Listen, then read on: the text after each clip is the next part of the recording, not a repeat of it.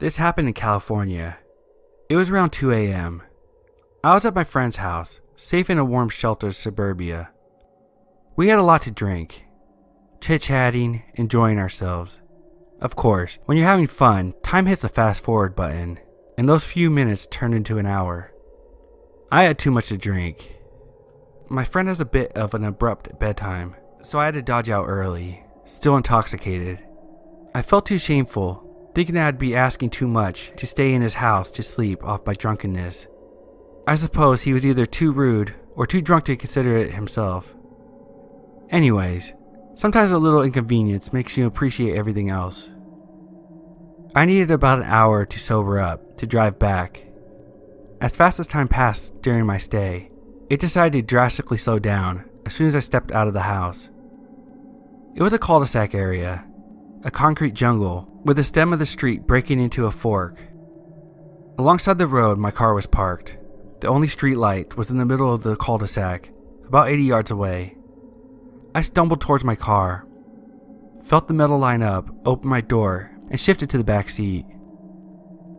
Because this was a dark, strange, unfamiliar neighborhood, I took the leftover newspapers and a sweater from my back seat to cover myself up.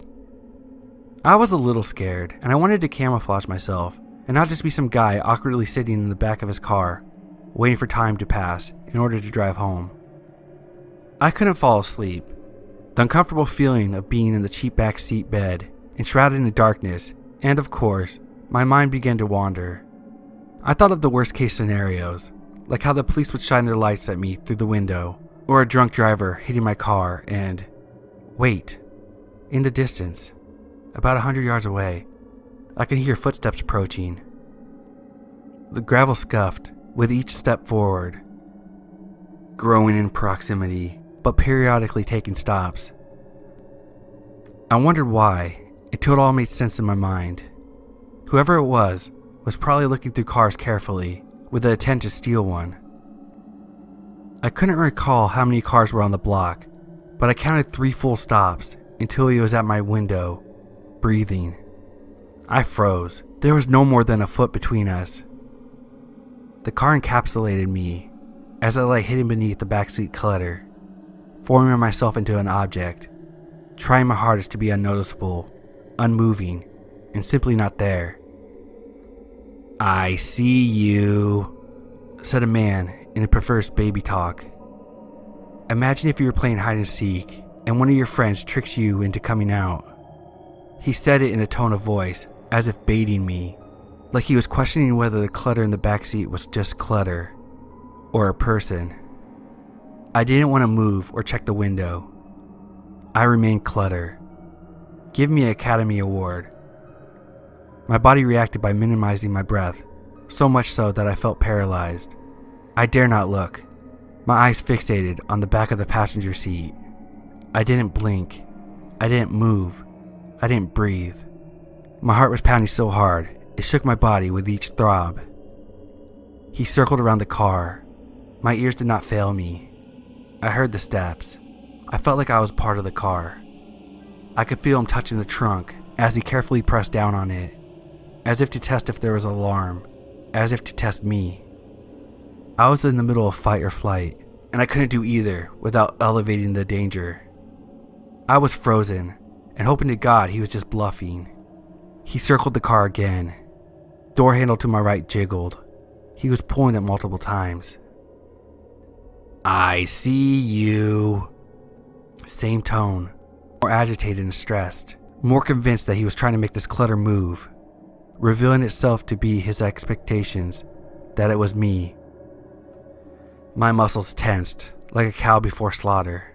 Tap, tap, tap. That had to be metal against the glass. "Take a penny right now and tap your window." Was it a crowbar? A knife? A rock? A gun? My eyes fixated on the seat in front of me, never averting my gaze, like he was. I was covered enough to where I couldn't see beyond the seat in front of me. I know I couldn't see him, but I could feel his eyes resting on top of me. "My name is Poker Face. What's your name?" The voice changed, in a lower, demented, and serious tone.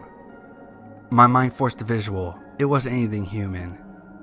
I had already accepted my death. I was ready to get shot in the head, ready to take that life-changing bullet, multiple knife wounds, just to make the sleep bearable, not excruciating, as he drained me from life. I wouldn't know how to react. My thoughts grew dimmer. I imagined my friend waking up the next morning, after a calm night of safe sound sleep, only to discover my mutilated, defiled, bloody body hanging outside of my car door. It was then I heard nothing but my own heart. What was the person doing now? Just staring at me in the middle of the night? Talking to me? Or a messy pile in the back seat? Time froze. The footsteps were being swallowed in the distance. Thank God he left. I waited another hour until the sun showed hints of itself.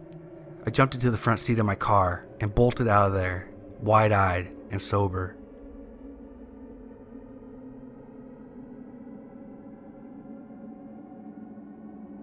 This one time I went to the bar with one of my friends. I had just turned 21, so I haven't been to much bars up to this point. My friend was drinking on the way to the bar, so he was already pretty drunk when we got there.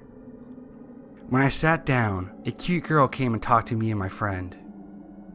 She said her name was Candace, and I noticed that she had really bright red hair. I assumed she dyed it. It was pretty, but unnatural. Anyways, this girl was flirting with me and my friend. She could tell that my friend was already drunk. To be honest, I played along and acted like I was drunk already, too, since it seemed to be working for my friend. I didn't know if she was just trying to get us to buy her free drinks, so I told her we didn't have much money. Then she offered to buy us drinks. She kept buying us drinks, and I started to get confused as to who she liked between me and my friend. My friend went to the bathroom. Before he came back, he was kicked out by the bouncers. He was way too drunk. Candace and I went outside with him. She kept telling him to go home with her. He was so out of it that he could barely answer. I told her that he was too drunk, and I couldn't let him go anywhere. I didn't want him to wake up with a hangover in some random house with no car and no idea what happened. But Candace kept pushing it, saying that she would take care of him. I told her no, because I had to stay with him. I was more sober than him, and he was my responsibility. I told her the only way he was going anywhere was if I tagged along. I assumed she thought I was just jealous or cock-blocking, but my friend could barely stand and had lost interest in Candace already at that point. She immediately started flirting with me and offered to get my friend a taxi to drive him home and said we could go to her place. At this point I had a few drinks and I was pretty buzzed, so I agreed. We took my friend to the taxi and then walked to her car. I slightly stumbled on the way to her car. "Wow, you're pretty drunk, huh?" she said, smiling, as she held onto my arm. "Yeah," I said. I don't know why, but I just felt slightly shy and anxious. Everything was just happening too easy for me, so I felt uneasy. We got into her car and drove down the street. "Want to stop at the liquor store and get some more to drink?" "I'll buy, so you don't have to worry about paying," she offered. I didn't want to drink any more than I already did. I was already buzzed and wanted to be able to carry myself throughout the rest of the night. Sometimes I made myself stupid when I drank too much, so I didn't want to ruin anything with Candace more than I already did earlier with telling her my friend was too drunk. I told her I was already drunk enough, but she insisted. I didn't want to seem lame, so I told her I'd get a pint of liquor with some apple juice to chase it. She went into the store and came out with a lot more than just a pint. I assumed she wanted to drink more also. That's why she got a fifth instead of a pint. On the car ride, we passed the bottle back and forth, but she took teeny sips. I also tried to take teeny sips, but she kept passing the bottle back to me, telling me to drink. At that point, I somehow managed to drink all my apple juice, and I pretended to drink the liquor by spitting the liquor into the apple juice bottle. I tossed the apple juice bottle full of liquor out the window before she saw it. I didn't want her to know I was acting drunker than I actually was, because she actually believed I was sloppy drunk when I was simply buzzed. I took a couple more sips of liquor to finish the bottle. Throughout the car ride, I kept calling her the wrong name to get a reaction out of her, but she didn't react to it. She just kept letting me call her Carla without correcting me. For some reason, I thought she lied to me about her name initially. We drove up to her house, and I pretended to trip and stumble into her front door. She helped me walk inside by holding me up. She opened her front door, which was unlocked, and we walked into her house. She closed the front door and locked it behind her. I thought it was strange, but I assumed she didn't want anyone walking in on us. I told her how to use the bathroom, locked the door, and looked in the mirror. I just felt strange. I felt like something was off. I also felt myself becoming more drunk from finishing the bottle earlier. I turned on the sink to make noise as I made myself puke the liquor out that I drank. I flushed and went back to the sink and started drinking tap water with my hands to sober up. I just didn't want to be too drunk, but I still wanted to hook up with Candace, so I wanted to pretend to be drunk. I turned off the sink and I could hear her talking to someone. "He's drunk as hell. He can barely stand up. You do it." Who was she talking to? And do what? I walked out of the bathroom into the living room. The moment I stepped into the living room, I saw her walking into another room. All I could see was the back of her head, the strange, very bright red hair going to another room. I didn't see her face or anything. The living room was pretty dark. "Hey, where you going?" I slurred like I was drunk. She walked back into the dark living room and came up to me. "Let's go into my room," she said. I looked at her bright red hair and then into her eyes. They were different. Her face was different. It was another girl with the same hair. That's when I realized it was another girl with the same wig on. It had been a wig the whole time.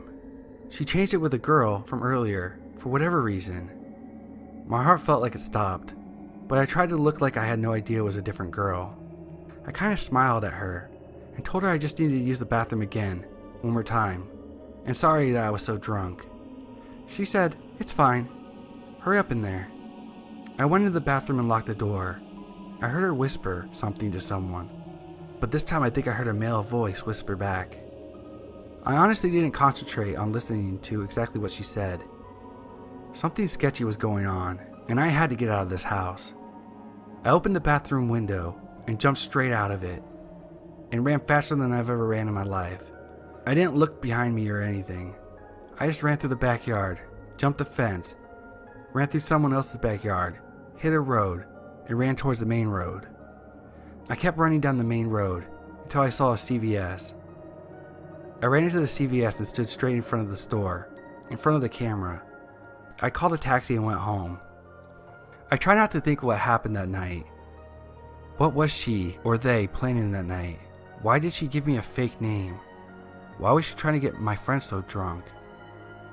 I thought maybe a robbery, but she kept spending money on us, and we told her we didn't have much. She kept buying us drinks and even paid for my friend's taxi cab. And mostly, why did she wear a wig and give it to another girl to wear? Who was she talking to? What did it mean? And what was in that room that they tried to lure me into?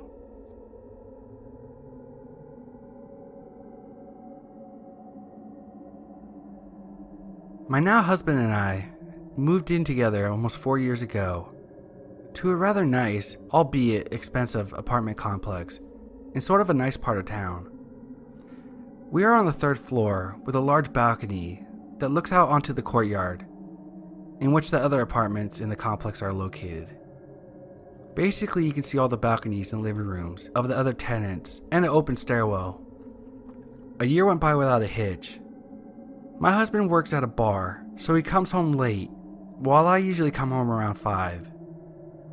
It is fairly easy to get to any apartment doorway, as the complex is large and open with no security doors, except for the door to the apartment. This all started in August of 2016. I would be at home chilling and watching TV, and almost always around 9:30, I would hear someone come up the stairs. Things would be quiet, and then all of a sudden, loud sharp knocks at my door. The first time I didn't move because it was startling, but eventually went to look out the peephole. There stood 3 people, all with black hoodies on, and seemingly staring at the peephole as if they could see me. I didn't answer the door, and after a while they left. Cue a few weeks later. Same time, but this incident, footsteps, then loud hard bangs at the door. That sent my cat flying to hide. I sat there frozen, but said to myself, maybe the police? I made it to the people once again, this time staring out to one person. Dark hoodie, male, white, with very large black eyes. Again, I did not answer the door, and I grabbed the kitchen knife I kept by my side until my husband came home. This continued for weeks and happened once when my husband was home. He proceeded to look out the peephole, saw the same man and screamed for him to leave, and he did. We called maintenance and the police, who both stated that there would be regular patrols, but nothing else, and suggested we put in cameras. Everything stopped for a while during the winter, which helped me be at ease, because when this was all happening, I had a very hard time sleeping, and stopped going out at night. However, I assumed the same man started up again, except this time it was louder bangs at the door. And when I would look at the peephole, there was no one there. I then became horrified and noticed cigarette butts outside my door, like someone was standing there and waiting. I reported it again. Security stepped up in the area, but I still did not feel safe. I was just hoping it would stop.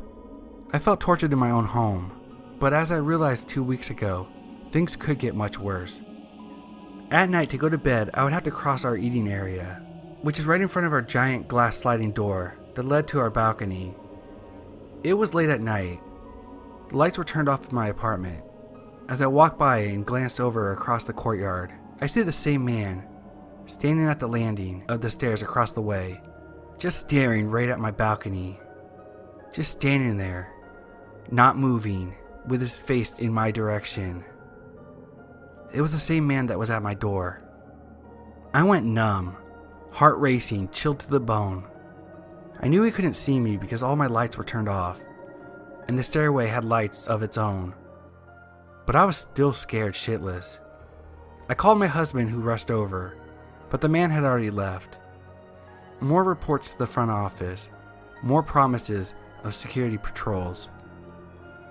This same creepy dead-eyed man with a hoodie continued to stand at the stairway landing, staring at my apartment. It has been 2 weeks and he does it every Friday night.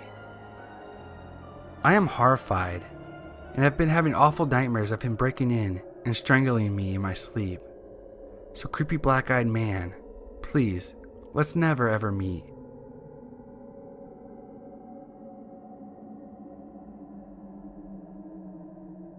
It was February 2010, and I was 7 years old. My mom would let me walk home from school, as my apartment was just a little ways away from the school. There was never any problems with this, but one day when I was walking home from school, a black car pulled up next to me. For the life of me, I can't remember what kind of car it was. The window to the car rolled down, and there was a woman with red hair. She looked to be about 45. She introduced herself as Erica, and said that she was my father's sister. My father left before I was born, and we didn't have contact with his family. Although I didn't know much about my father, at the time I did know that he only had brothers, because just days before I was asking my mom rapid fire questions about him, and one of them was if he had any brothers or sisters. Anyway, instead of telling Erica that he didn't have any sisters, or just walking away, I told her my name. And she started asking me questions, like, where do you go to school? How's your brother? I got really creeped out by these questions and told her I wasn't supposed to be talking to strangers, and I started walking away. She continued to drive slow next to me and kept saying she meant no harm. But I got scared and started running, and she followed me. When I got to my apartment complex, I ran to my neighbor's house, acting like it was mine, because that's what my brother told me to do if I was ever followed home. I looked back when I was at the door, and she was driving away.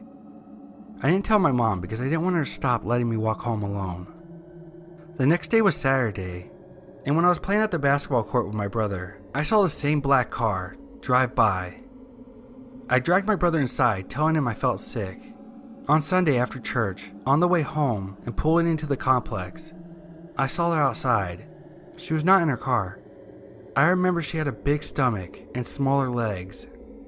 I got scared, and when we got out of the car, I ran inside and looked out the living room window while my mom and brother went to make lunch.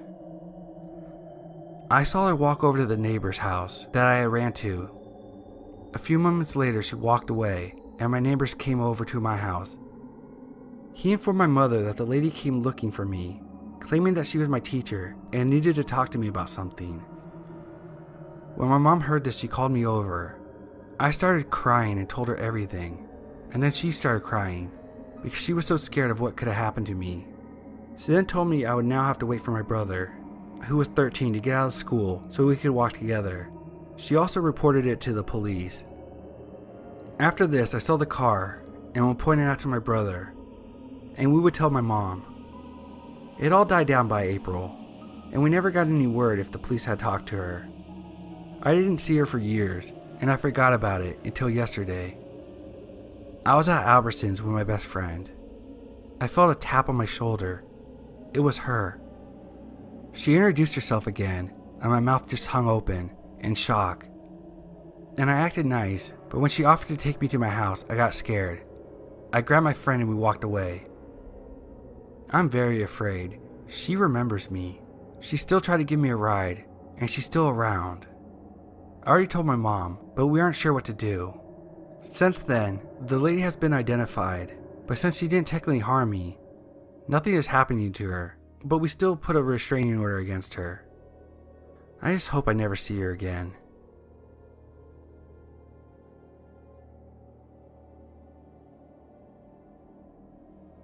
I was driving home one day when I realized this truck had been behind me for miles. Just to be precautious, I made an abrupt last-second U-turn, and he did as well. I realized that I wasn't being paranoid, and he was following me. I got on the phone with 911, and I made a sharp turn and ran a few red lights to try to lose him, but he wouldn't stop, literally almost hitting my car a couple of times as he sped up to try to catch me. 911 instructed me to go to my local grocery store and wait for the police.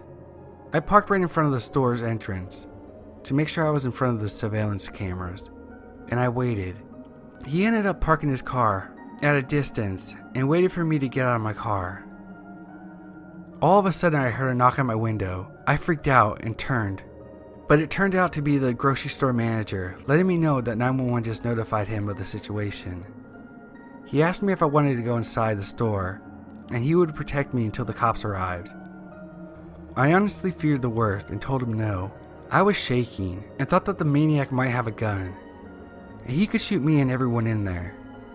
Just then the cops arrived and luckily cornered him in the back of the parking structure.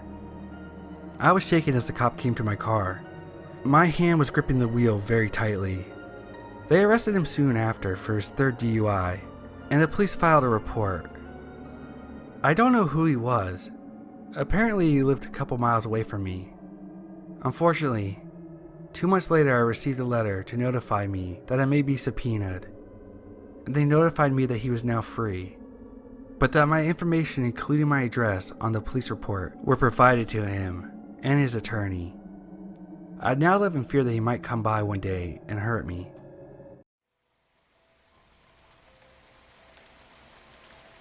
It was around 12:30 a.m. when I go outside to throw away the garbage, and the first thing I see is a woman in her 20s facing the corner of the wall of the house, as if she was being punished. And the only thing I see is her long black hair that is reaching her lower back. She was wearing a short black leather skirt and sleeveless blouse. It was quite cold outside, so I was wondering if she was alright. She wasn't crying. She was not sad. She was not waiting for anyone. She was just quiet.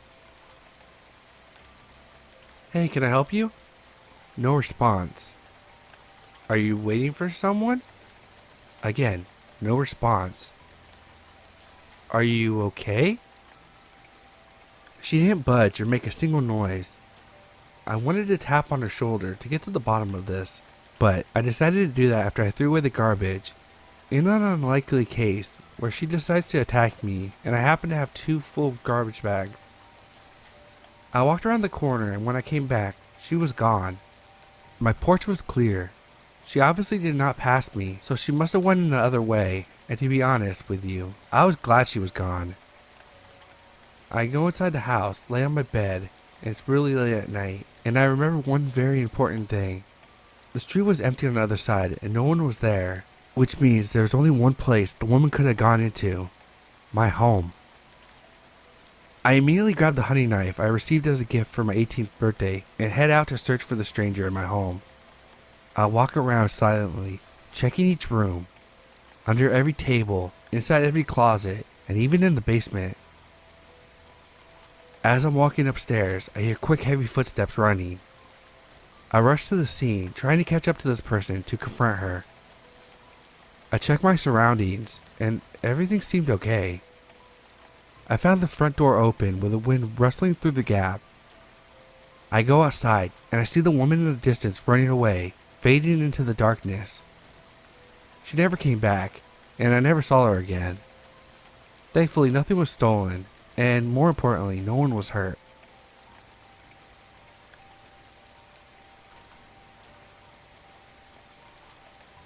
Reading some of the stories on here reminded me of something that happened during my holidays this past Christmas. I went on a family holiday with my mom, dad, and brother to Tasmania, which is kind of like a big island to the south of Australia. I wasn't terribly interested in the trip, just wanted to spend some time with the family, so I left all the booking to my dad, and I'll never do that again. He has his own Airbnb he manages, so I thought he would be able to find a decent place on his own.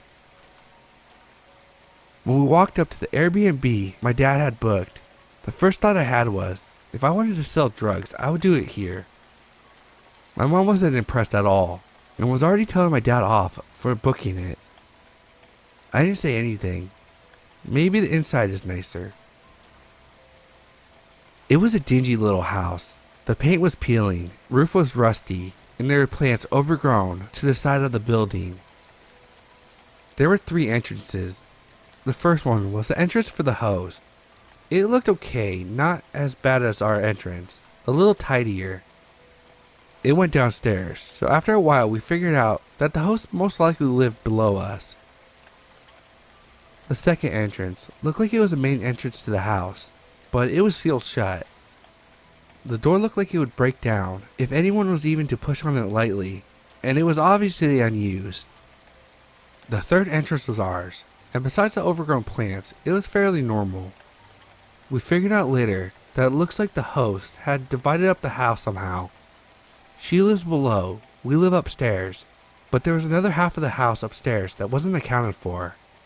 Hard to explain, but the space we occupied only accounted for half of the house and only went up to the main entrance I spoke of, which was in the middle of the house.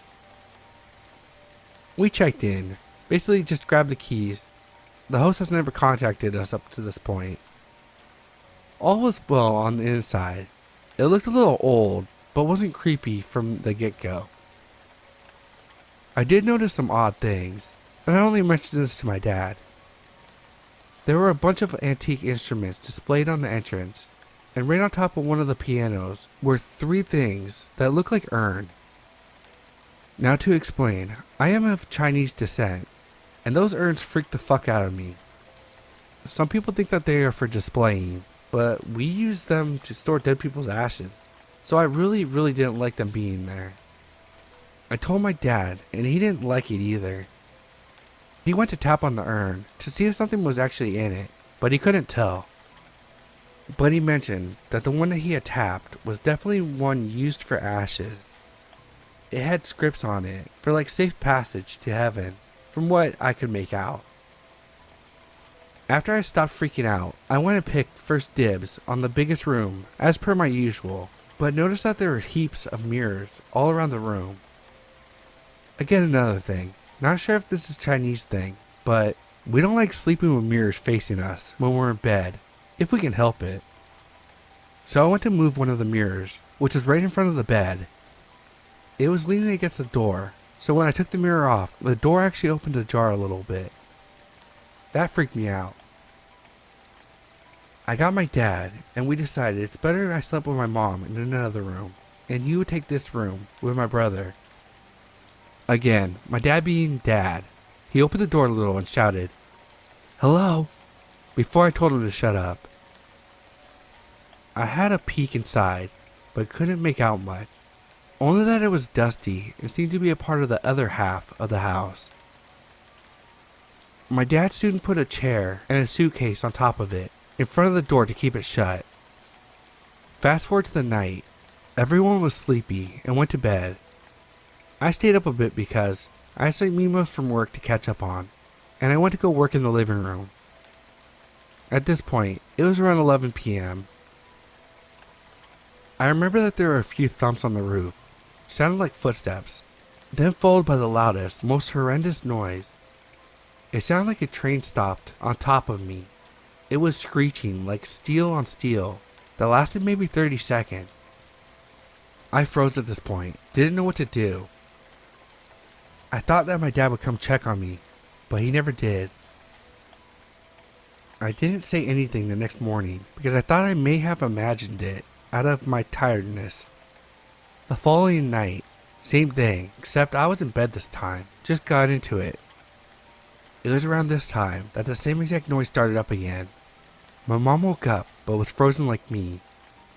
My dad came in to check on us, and we were all just frozen listening to the noise, wondering what the hell it was. After it stopped, we were freaked out, but managed to shrug it off and went to sleep. Before I fell asleep, I remember hearing some faint thumps that stopped shortly after it started. The next morning, we kind of had a meeting of some sorts to discuss this. This is when I told them about the night before. We were all extremely unsettled at this point, and luckily, it was checkout day. We got the hell out of there and never found out what it was. The creepiest thing was, after we packed up and were well away from this place, Dad was driving, but he looked really disturbed. So I asked him if he was okay, and he said, "I am now, but I did not have good sleep last night." I pressed on and asked him, was it the noise? He said no, that didn't bother him as much compared to another thing that he had experienced. What bothered him the most was, when he left for our tour on the second day, he still had the suitcase on the top of the chair blocking the door in his room. He had just showered, so he had left the towel on the chair to hang. He said that when he came back, he noticed that the door was slightly ajar, the chair had been moved slightly, and the towel was now on the floor, as if someone was trying to push it from the other side. I forced him to ask the host about the noise on the other side of the door.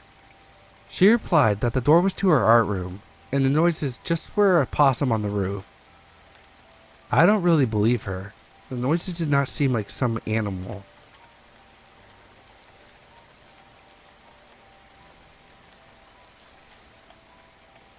I work from home, doing beauty treatments. Last summer, I was working 6 to 7 days a week, 9:30 a.m. to 9:30 p.m., doing nails and drowning in a god-awful chemical smell. I would end each night airing my house out with all the windows open for a few hours. One night I sat on my sofa while the place airs and browsing on my laptop for TV unit. I had just moved a few months before. As I slouch down on the sofa, a creepy feeling rolls over me. Something at the corner of my eye catches my attention. I look to my window and I notice that my blinds are bent inwards, revealing a black slit of the outside. I stare deeply into the darkness, trying to figure out if my blinds got caught, when I hear a man's voice say, "Hey there." I instantly look away, heart pounding. The blinds fall back into place, and I hear fading footsteps as he walks away. God only knows how long he had been standing there, watching me. I was so terrified, and immediately rushed around and closed all my windows. When I was closing the window to my beauty room, I noticed a man a few meters away, crouched down and shining a torch under the tree. A few minutes later, there was tapping on my now closed kitchen window. I didn't check it out. I was too scared. I still don't know if the guy under the tree was the guy that said "hey there," or someone just looking for a lost pet, perhaps. There was also a guy who had been going around, beating and mutilating cats around the same time. So I was extra on edge and called the non-emergency line to log it and slept with a knife that night.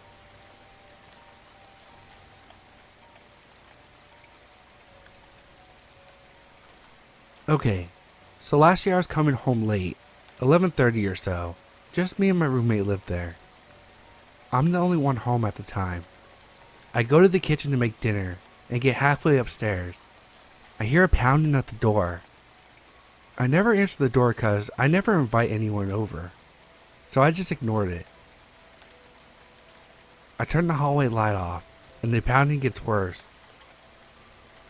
I know you're in there. Don't ignore me. I quickly close the bedroom door. I somehow move heavy furniture in front of the bedroom door, a big chest of drawers, and I grab a hammer. The pounding gets louder and louder, as if the person was throwing his body against the very solid door. I call my mom, who then tells me to call the cop. The noise had stopped right when I called the cop. I tell them that someone's trying to break into my home, and just then the noise starts up again. The screaming and yelling, throwing his body against the door. Slightly nervous that the stranger might use the sliding glass door, which my roommate never locks. And thank God it was locked this time. I stay on the phone with the dispatcher as the guy keeps yelling off his head. I can see his car still from my window. I saw you turn out the lights. I know you're in there. Let me in. I'm sorry. Let me the fuck in, you bitch. Well, by the time the cops came, the man had already left. I somehow get downstairs to talk to the cop. They end up finding the guy parked down the street from the house. They ask if I know him. I didn't, but my roommate does. It's her daughter's boyfriend, who I came to apologize about smashing and breaking her hand in the car door. Well, they didn't arrest him because he didn't really do anything. I ended up filing for a restraining order against the guy.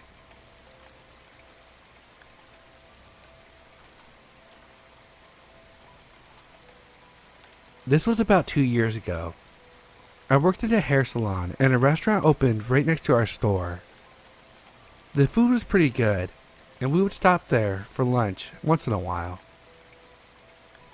Well, every now and then the dishwasher would come out from the back of the restaurant to watch us. Didn't bother us, just watched us. He always seemed kind of creepy to me from the get-go. Wore a big clear apron around himself, and it just looked grimy. Hair unkempt, dirty mustache, really old. One day I went by myself, and was short on cash to get some extra chicken for my burrito, so I opted not to get it. I take my food back to the salon. All of a sudden, one of the other employees comes back and gets me a thing of chicken. The dishwasher guy came in and said he wanted you to have this. Great. I kind of was confused by this, as the guy seemed strange. I didn't eat the chicken. Well, one day, I'm walking back to my car and notice the cops around. Someone had gotten arrested in the parking lot, so I kind of take my time getting to my car. Well, who walks up to me but the dishwasher guy? He tries to strike up a conversation with me. How are you? How was work? Why are the cops here? I made up answers quick. Are you seeing anyone? I reply yes, I'm in a relationship with my boyfriend. I quickly say goodnight and get into my car and leave. Figured it was the end of that, but nope. This is how our meetings went. He tried to talk to me, and I'd get in my car. He'd make sure to take out the trash the same times I always did. I used to acknowledge him, wave once or twice, try to be nice, but it got so repetitive, and he tried to watch me in the restaurant, like purposely walk out of the back. I didn't go out as often, or would have someone else pick up my food. The big joke at the salon was my creepy boyfriend. We all joked about it. We all knew he had put me on edge, but hadn't done anything bad, yet. So I started to ignore him. Well, the dishwasher guy got even stranger. He started watching me work through the salon window after he would take out the trash. just standing there. Thank God I have a male employee to walk me to my car at this point. And when that didn't work, I would go to the coffee shop next door and have one of them walk me to my car. I was starting to get anxious about running into this guy because I would always randomly run into him. The dishwasher guy came in one day when I was off and seemed disappointed, but he got a haircut from one of the other stylists. Well, the restaurant wasn't doing well at this point, and the guy just spends his days watching me. The day before the restaurant closes permanently, the dishwasher guy comes up to the salon freaking out that he needs to talk to me. My coworkers basically tell him that I'm busy. After the restaurant closed down, I never saw this guy again.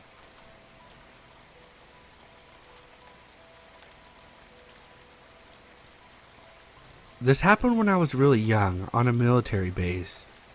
All my life I thought it was just a weird and terrifying reoccurring dream until I mentioned it to my parents when I was a teenager.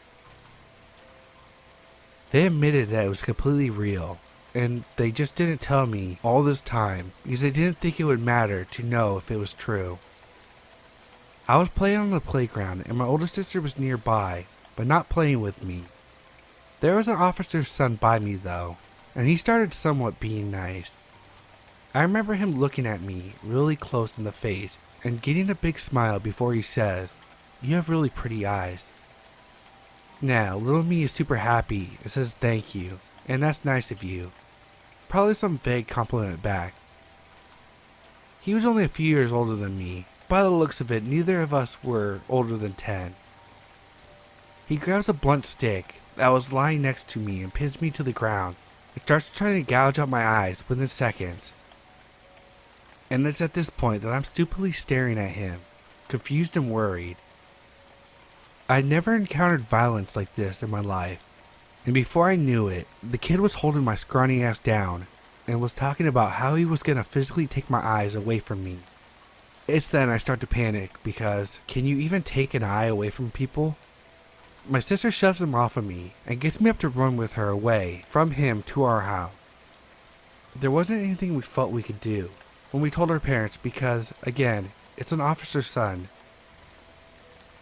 When I'm a teen and all this is coming to light, they told me that they did talk to the officer. They told him what his son did and that they didn't want it to happen again, but the dad was pretty entitled about it, and we just ended up not going out to play as much until the kid moved away. Little psychopath grown up, please let's not meet. You've left many nightmares.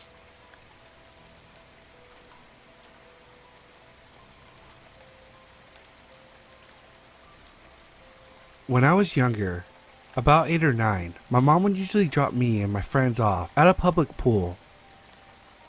One of my friends was about 3 years older than me, so I guess my mom thought we would be safe on our own. One day, me, my friend, her friend, and her friend's older brother decided to go to the public pool with us. My friend's mom dropped us off at the pool this time, and it wasn't the public pool we usually go to, but we were familiar with it. When we first entered the pool, we picked a nice spot for us to sit. It didn't take long until I noticed a man constantly staring at us. I didn't tell my friends at first. I forgot about it and finally got into the pool. We had lots of fun. After spending the whole day at the pool, we decided to leave. My friend called her mom and asked her if she could come pick us up. We grabbed our things and headed towards the entrance. As we were heading towards the entrance, I noticed the man that was staring at us earlier, and my heart dropped. He was following us as we made our way out to the pool's entrance. Right when we finally made it out, I heard my friend yelp. I turned only to see the strange man grabbing her arm. He was trying to drag her along with him, but my friend wouldn't budge. I freaked out, and so did my other 2 friends. We started screaming and shouting until 2 lifeguards came. They pulled the man away and began questioning him. The man ran away and the staff waited with us until we were picked up. Let's never meet again, sir.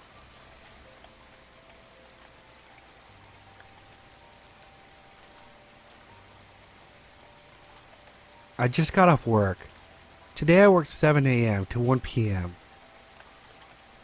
Around 10:45 a man walks in. I've had previous odd encounters with this man, such as seeing him walk behind me around the neighborhood and him hanging out near my street. I had bristles off since I live right next to where I worked and figured that he just lived there also, but I always kept my eye on him. Anyway, the man comes in and orders his regular pastry and tells me, I'm gonna stay inside and eat my pastry. For anyone who doesn't know, my country is currently under lockdown because of the coronavirus, and all dining indoors is strictly prohibited. Not to mention the bakery is very tiny, and there had never been any tables to sit inside, only a coffee bar that has never had space to sit. I tell him, we're on lockdown, you can't really eat inside. His response chills me. Are you alone here? Yes. I respond stupidly, but quickly try to catch myself. But my coworker will be here soon. A complete lie. It was only 11 a.m. and my coworker isn't scheduled until 1 p.m. when I'm off. Then no one will see me in here. He responds and goes back to eating his pastry at the coffee counter. I roll my eyes and go back to work, not getting paid enough to care if he quickly eats his pastry and leaves. 10 minutes pass, then 15. This guy is still in my bakery. I look over and he finished his pastry and has moved closer to the open space in the counter, meant for employees to walk back and forth between the front of the store and the employees only side. Now I start getting uncomfortable. I quickly text my coworker, who is a 30-year-old man who owns a lot of guns and treats me like a little sister. I look over again, and now the man is even closer and is now reading a book. He's putting the book in front of his face and peeking at me from above it, watching me. Multiple customers had come in during his stay. Every time I turn my back, he gets closer and closer, until eventually he's halfway in our employees only area. I begin frantically texting my coworker, and he tells me he's about 4 minutes away. I finally make the decision to text my boyfriend. I had avoided doing so to keep from scaring him, but now I was terrified. I sat in the back of the employee area, watching this guy. I held a knife just in case he decided to come any closer. Just as he takes a few steps closer, my coworker bursts through the door. A confrontation ensues, and the man leaves the shop, but continues to sit in a parked car right out in front and stares at me. I tell my coworker about the previous experiences I have had with him, and he had enough. He marches out to the guy's car and tells him the next time he comes around, it would be his last. My boyfriend pulls up at this point and joins in with a warning. So Matthew, aka my stalker, let's not meet again.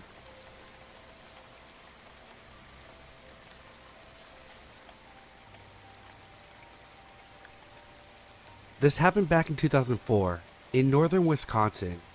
I was 16 at the time and out deer hunting with my dad and his friend Frank. I do remember this day like it was yesterday though. The dialogue isn't word for word, but the idea of it is 100% accurate.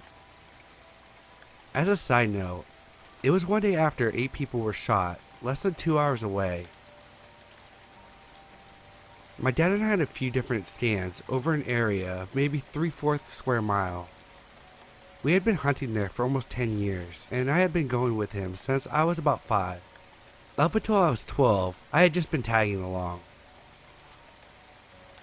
This particular morning, we walked to my stand first. It was about 5 a.m., so still dark outside.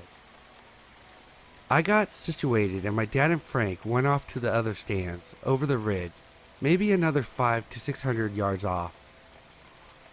Sitting there in the dark is always a little eerie. Not long after my dad and Frank left, I see a flashlight from the general direction of where they were headed, maybe 200 yards away, and roughly moving in my direction. I figured they forgot something from the truck or something, so I radioed to see what they were doing. We're sitting here in my stand. Frank is in another one. So obviously the flashlight was from someone else. It isn't super uncommon and isn't really a big deal. Those woods get crowded sometimes, and there's a spot to park in that general direction. I turn on my light so the other hunter could see that there was someone there.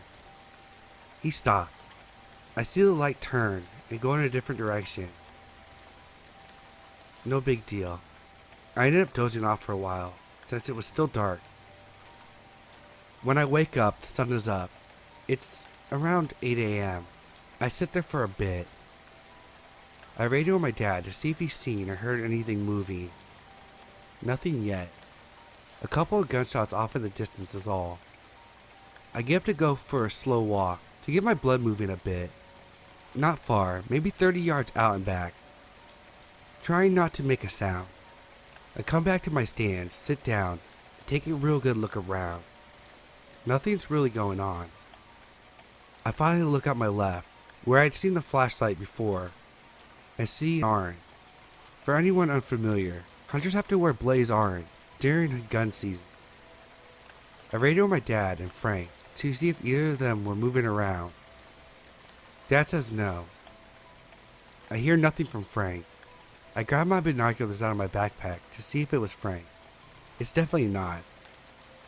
The guy is looking at me through his scope, rifle fucking aimed directly at me. This is a huge no-no. Massive rules we have all learned in hunter's education. Never point your rifle at something you don't intend to shoot. Dumb people still do it though. It's few and far between, but it happens. My first thought was, what a fucking dickbag. Thing is, even me looking at him, he doesn't put his gun down. Now I'm starting to panic, thinking I was going to be the next hunting murder victim. I slowly grab my rifle, get up, and stand behind as many trees as I can. I walk down a little path on the side of my stand. My stand was on a kind of a little knoll on the side of a much larger hill. I radio my dad, telling him what's up. He tells me to sit tight and stay out of sight. Obviously, as a 16-year-old, I couldn't do that. Every time I looked, the guy was still aiming in my direction, but was always standing in a different spot. Like, I would look, go back to hiding, look again, and he would be 30 yards from where he was the last time. About 10 minutes of this goes by, when my dad radios me. "How you doing, bud?" Looking back, he was obviously trying to keep me calm, but at the time, I thought he wasn't taking me seriously. He's still there, but he keeps moving. I don't know what his problem is. My dad told me to keep hidden and he'll figure it out, that he would be coming up near him in a minute or two. That's when I hear a shot. I lost my shit trying to get hold of my dad. Did he just get shot? Where the fuck is he? Did he have to shoot the guy? What the fuck is going on? I sit there for maybe 2 or 3 minutes. That felt like hours. Alright, come on out and head towards my stand. I peek over the little knoll I was behind and see my dad waving from alongside the ridge the random guy had been on. I make the trek on over to see what happened. Turns out, Frank was feeling a little restless and took a little stroll and ended up on the other side of the particular ridge that the stranger was on. Not knowing where he was, he had knocked his radio battery loose while getting situated earlier in the morning and had no idea anything was going on. The shot I heard was actually Frank shooting a deer. Dad said as soon as Frank shot, the guy walked off away from us towards the logging road. We helped Frank out with the deer and decided to call it a day. Although I was extremely nervous, the rest of the weeks went on with no incident.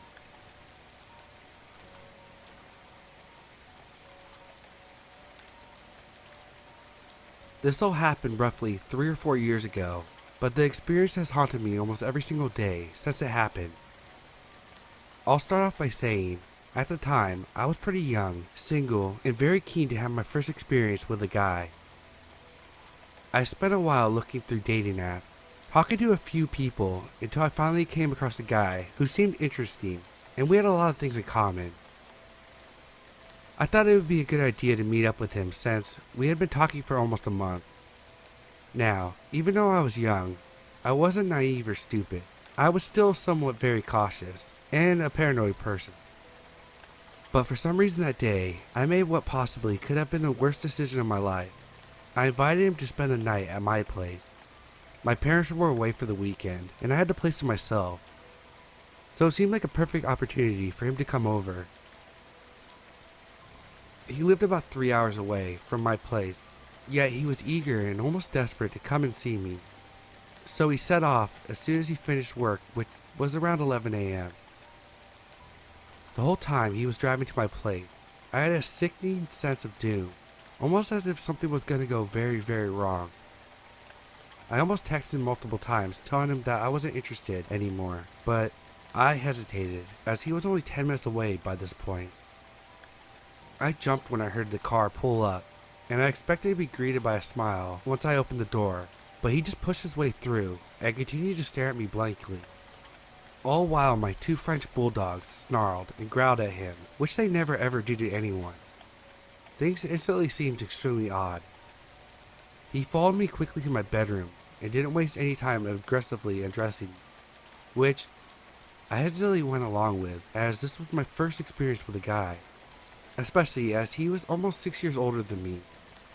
Fast forward a couple hours later, he suddenly asked me if he could sleep in my room, which confused me as it was only 5 p.m.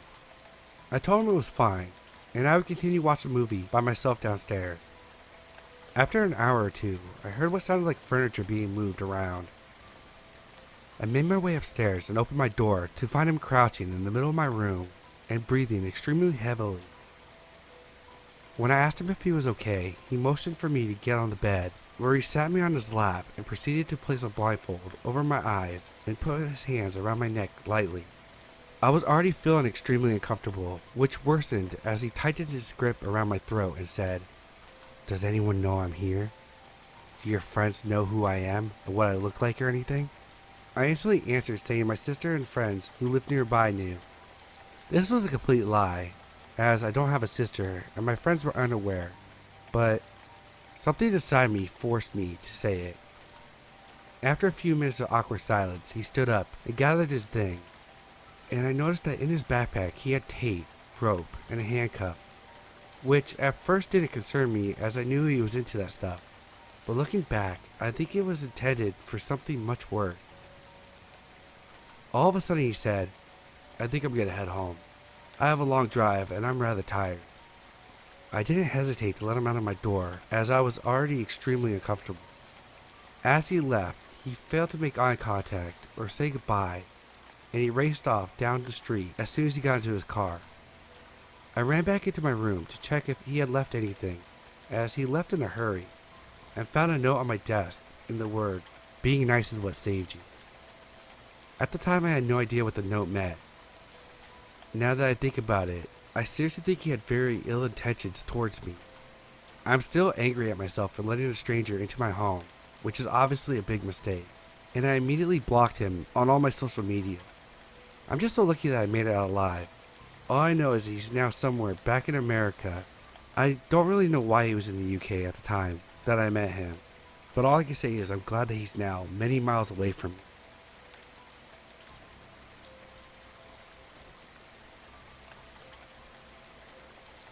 I'm quarantined with my mom. We both are avoiding going out as much as possible because we're both compromised. So we just take short trips for any errands we need to complete in order not to go stir crazy. Today, she needed to get some gas and we needed a few groceries, so we both went. We saw my cousin at the gas station, and after I went to one of the pumps, I said hello while my mother went to go pay for gas. After she paid, I started pumping the gas, and we stood there chatting for a moment. When my cousin returned to the car, a man came out of the gas station. He was balding, unkempt, a patchy, short beard, and glasses, the kind you see in high school photos from the 80s. He was wearing a sort of tropical shirt with a notepad and pen in his pocket, and dirty khakis with a tan jacket. He stopped at my cousin's car and talked to her. She's kind of small, so I stood there watching until she got into her car safely, and I heard it start. My mom and I were pumping the last bit of gas into the car. Both of us didn't need to, but we both were glad to be outside for a moment. The guy walked up to us while she finished and said, "Are you having fun?" We kind of just glanced at each other and said, "Uh-huh," and swatted me to make me go to my side of the car. I didn't go. I didn't want to until she got into the car herself. The guy turned to me and said, "Are you having fun with your granddaughter?" As if he were trying to make a joke, but his facial expressions never changed. I just kind of gave him a blank stare and said, "That's my mom." I squeezed between him and the bumper and moved to my side of the car. He followed closely and said, "I just came here from Michigan. I haven't been here for 10 years. I got in and held onto my door. He stared at me for a while I was holding the door, then at my face again. He gave me a blank stare and said, "That's nice." My dog stuck his nose out and started barking at the guy. He's a 15-pound York, and he's usually sweet, but sounded like an angry guard dog while he was barking this time. "Is the dog having fun?" the guy asked. I held onto the door tighter and said, "I guess so. Have a nice day." I closed the door quickly, locked it, and my mom drove off, with my cousin following us. She had been there watching the entire time, waiting for either us or the guy to leave. My mom and I both remarked about how creepy the guy was, and thought he might try to jump into the car. I'm glad I went with her.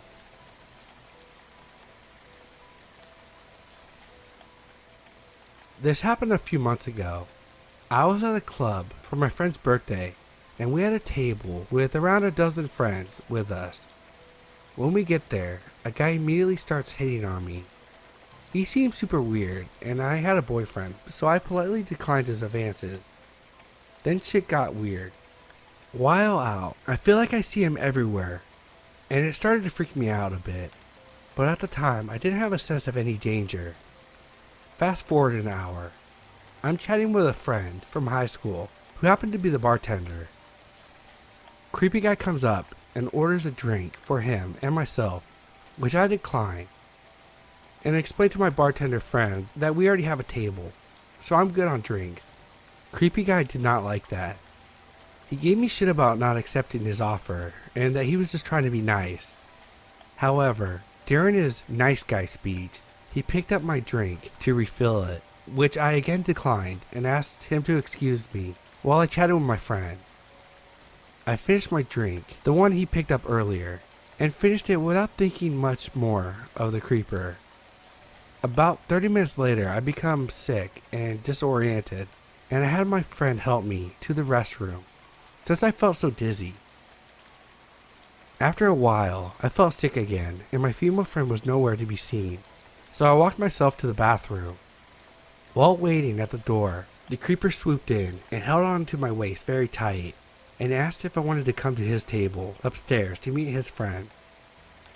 I kept telling him no, that I needed to go back to my friend, and he began dragging me towards the stairs, telling me a list of disgusting perverse things that I refused to write here.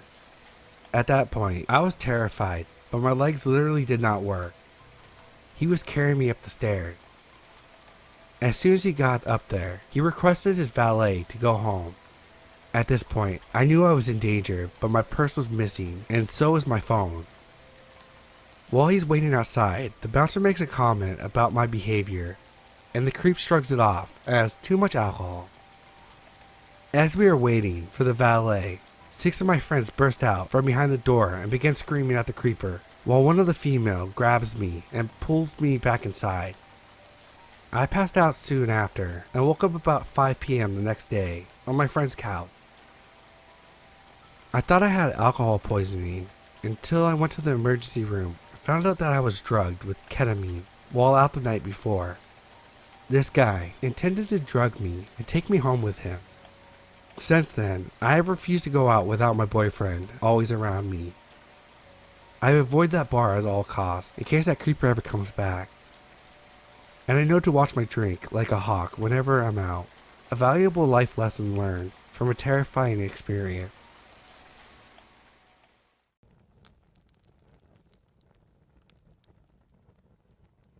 My parents and I are immigrants from the former Soviet Union, and money was tight living in Chicago. My parents worked a lot, and over the summer and on weekends, I would stay with my grandparents. They were very good people. My grandpa taught me chess and walked with me daily. He was my hero. My grandma rarely left their apartment unless it was to go to the grocery store. She stayed at home cooking and cleaning. On one occasion of my staying over, I was a little girl at the time, maybe 9 or 10. My grandpa decided that he and I would walk to the zoo. I loved the zoo. I am an opinionated and headstrong little girl, mind you, and what happened that day changed me for the rest of my life. He and I were walking, and although I don't recall details, as it's about 20 years later, I do remember I got mad at my grandpa. I got so mad at him that I ran off and away from him. Stupid, right? My grandpa walked with a cane. He was a military man in the USSR, so even though he was an old man, he could take care of himself. Yet he was too slow for me. After I ran a bit, I stopped and I was on the sidewalk, and the neighboring road was busy. The zoo was not too far away. We had made this trip dozens of times, so I knew where I was going. I looked at the street and a gray 90s Taurus pulls up to the curb. The front passenger man sticks his hand out to me and says, "Hey little girl, you want some candy?" I look at him and notice that there's 3 men in the car. I was immediately weary as alarm bells were going off in my head that something was wrong. I shake my head no, and the man looks to my left behind me, and then the car speeds off. My grandpa was running after me, trying to catch up, getting closer by the minute. I realized right then and there that I was almost stolen. I stood there frozen in the spot, and my grandpa looked so relieved, standing next to me. I don't remember what he said, but he said something, and then we went to the zoo. Who knows what would have happened if my grandpa wasn't there. I might not be here, typing this, and just dead.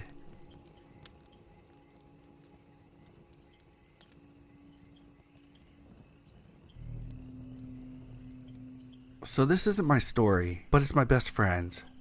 She told me about her uncle, that is, her stepdad's brother, and how sketchy he was.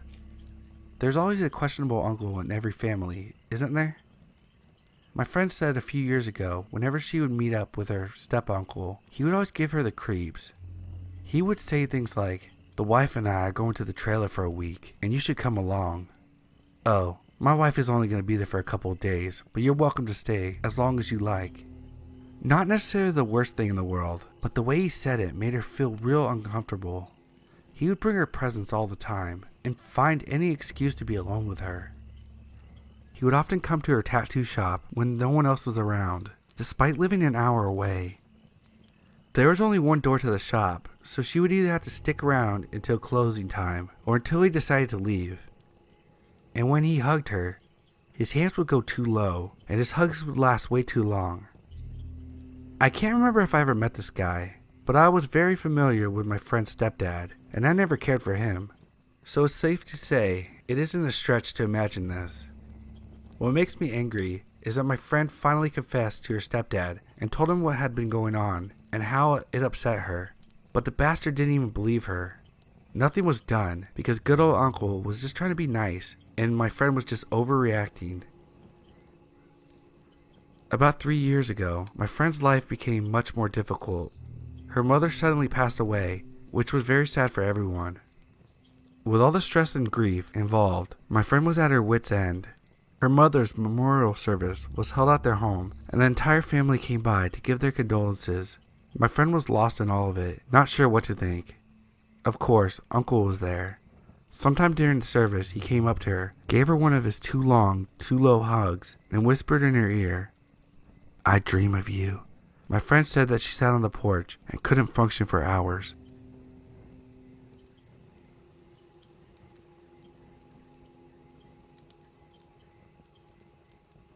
My friend had gotten a good deal on his first house, something like $100,000, really good for a small house. As soon as he moved in, something just felt off. He was living there with his girlfriend. The first encounter with the noises was when they were inside the house, moving in. My friend was going up to the attic to store some extra stuff that wouldn't fit and that they were going to pawn off later.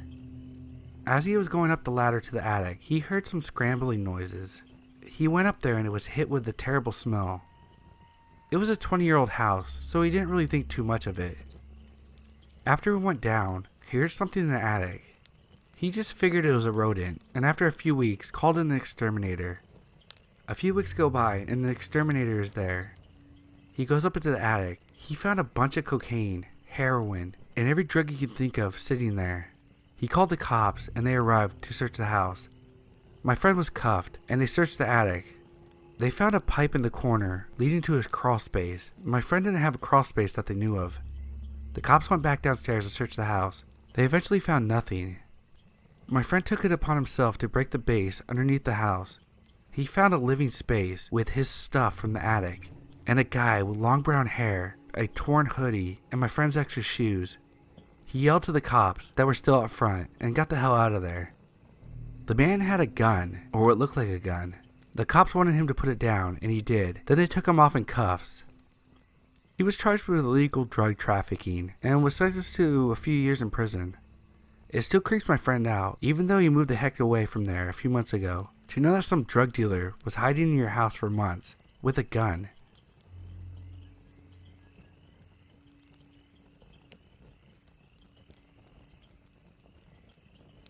This happened to me about a week ago.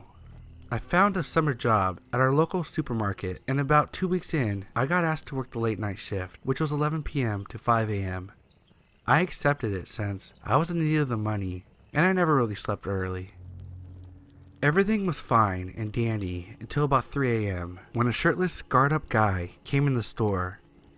After lingering around the store for a while, he quickly came up to the counter, making intense eye contact with me. As I was about to ask him if he needed help, he whispered, "Don't you dare move." I didn't hear him at first, so I asked him if he could repeat that. At that point he got agitated and yelled, "Make another sound and I'll cut you up." In a swift motion, he vaulted over the counter, going to the alcohol section, trying to grab a bottle of whiskey. Thankfully, the owner hid a baseball bat under the counter. The moment he turned his back to me, I took the bat and swung it at full force at his knee. He winced in pain and tried to get up. I winded up the bat again, acting like I was going to hit him again, just to see him pull out a homemade shiv or some shit. I let him get up, and the moment he got up, he swung his shiv at me, lightly cutting my wrist. I pushed him back with a bat, and he ran for the door and got out. Later that morning, we called the cops and showed them the security footage, but they haven't contacted me since.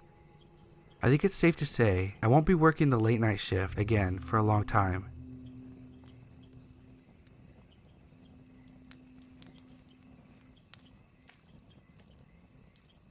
This happened just yesterday, so it's fresh in my mind.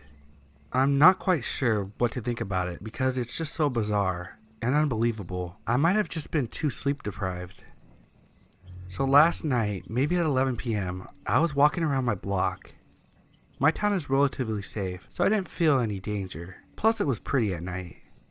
I had been walking around for maybe 5 minutes when a pale woman with blonde hair and a white dress caught my eye from across the street.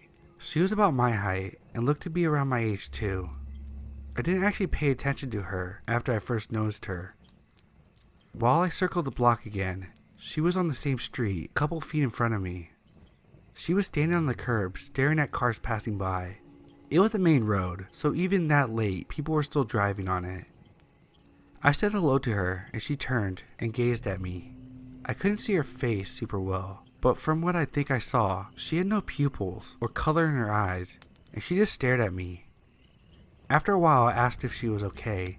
She didn't respond again, and simply pointed to the road. I was really confused and didn't understand.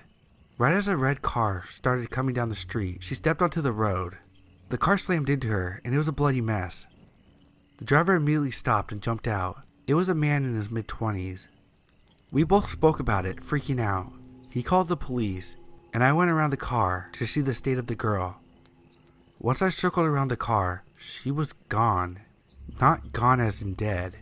Gone as that she wasn't even there. The blood was gone too, but not gone from his car.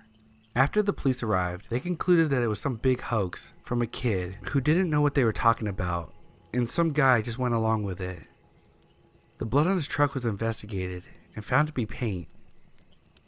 I'm still not sure what happened was real. It felt so real, but I don't believe in the paranormal. I don't know what it was, if it was just a dream or if it was real. I remember it like it was real. I feel like I can't leave my house now. I don't understand anything, and I kind of feel like I'm going crazy. Has anyone else experienced something like this?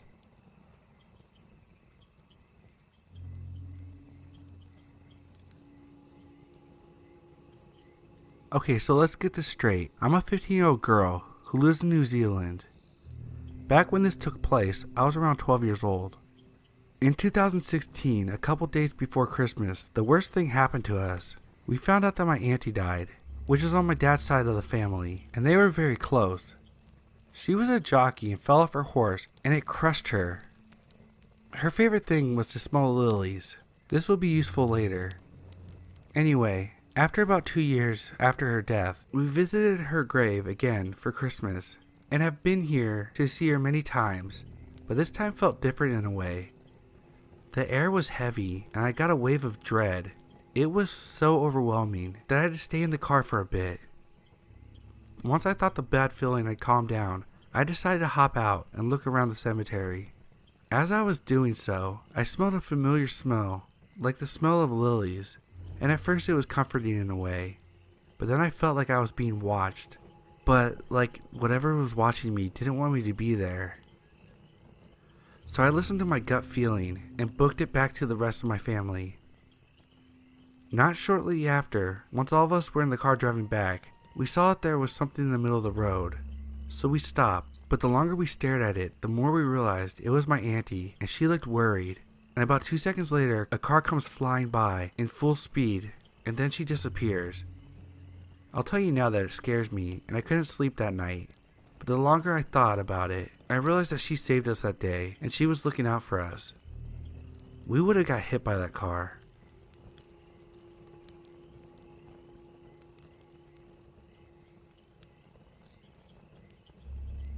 Now this isn't a scary story, but more of a creepy one.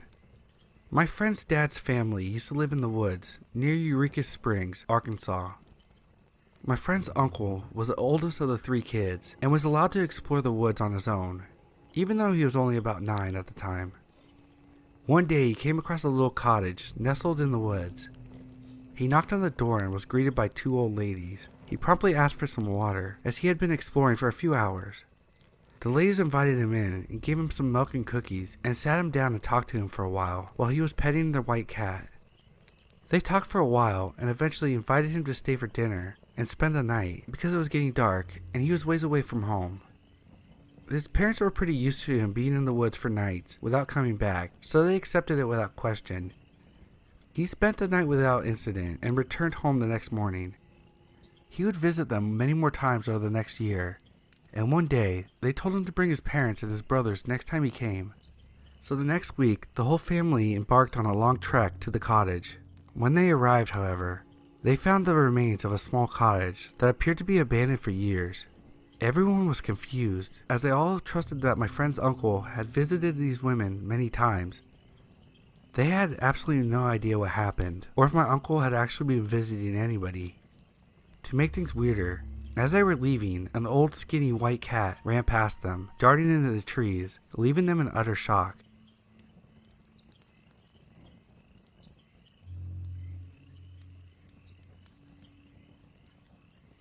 So a couple days ago, my boyfriend and I were driving up this road that was in the middle of the woods. As we turned the corner, we first see a deer. The deer didn't even flinch at our car coming up the road, which was weird. Then we saw it. Now, I'm not normally a person that scares easily, but seeing this thing made me piss myself. It looked as if it was talking to the deer. It had to be at least 8 feet tall, very thin, and it was all black with wings. It flew up right in front of the car, and my boyfriend slammed on the brakes, turns to me and says, "Tell me you saw that," and asked me to describe it to him to make sure he wasn't going crazy. I did, and we sped all the way home. This happened in about a minute, although it felt a lot longer. I was telling my dad about it, and he said he saw the same exact creature years earlier at my sister's bus stop. He tried to convince my sister it was this a garbage bag or something, and my sister's response was, "Daddy, that thing was too fast and too big to be a trash bag." And all my dad could say was, "I don't know." If anyone has any idea what this could be, I would like to know. I'm very skeptical about all of this, and I'm looking for a more logical explanation.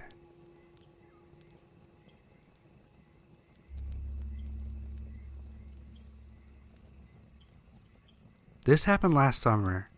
Me, my husband, and our 5 kids lived 5 minutes away from this local park. My kids, who were 2 and 4 at the time, both girls, were super bored, so I suggested walking to the park.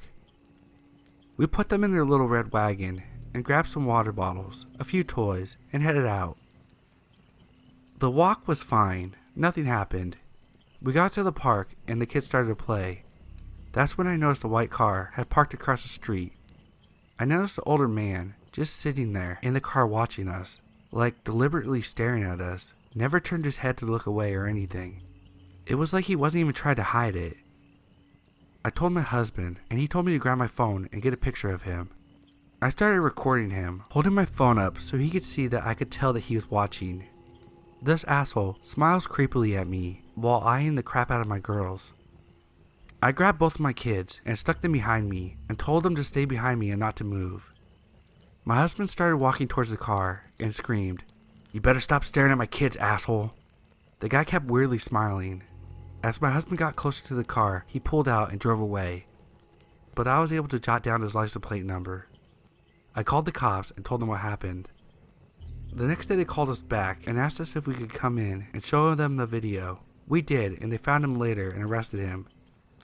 Come to find out, he was a sex offender and wasn't supposed to be anywhere near parks or schools because of previous convictions.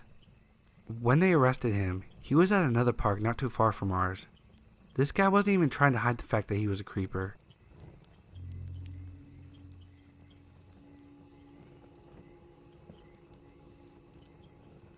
So this happened to me when I was about 7 and still lived in Portland with my grandparents. My grandma and I would always watch Lost together every night, and the news would come on afterwards. We saw that there was a sniper going around our area, and they were looking for him and trying to find out his location so they could arrest him, etc. I remember one day the whole school had to go on lockdown because someone reported seeing him near the school. So everyone had to go into the hall and wait out the whole situation until we were in the clear. I don't think I left school until around 7 p.m. that night.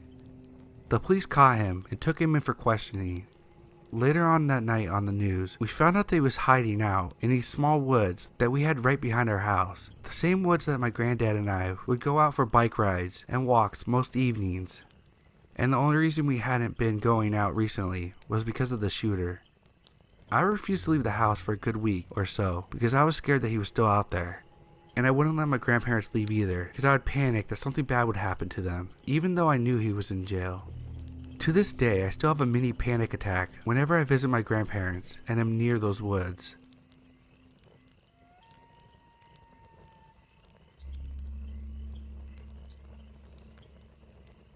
Backstory that's relevant. I'm the oldest of 3.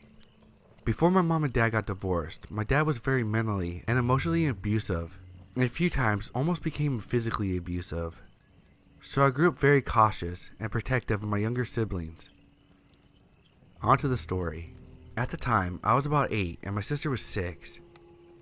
So my mom was asleep, exhausted because my father would never let her sleep when he was home, and my father was now at work. My sister wanted something to eat, and my father yelled so loud the night before, it kept both of us up.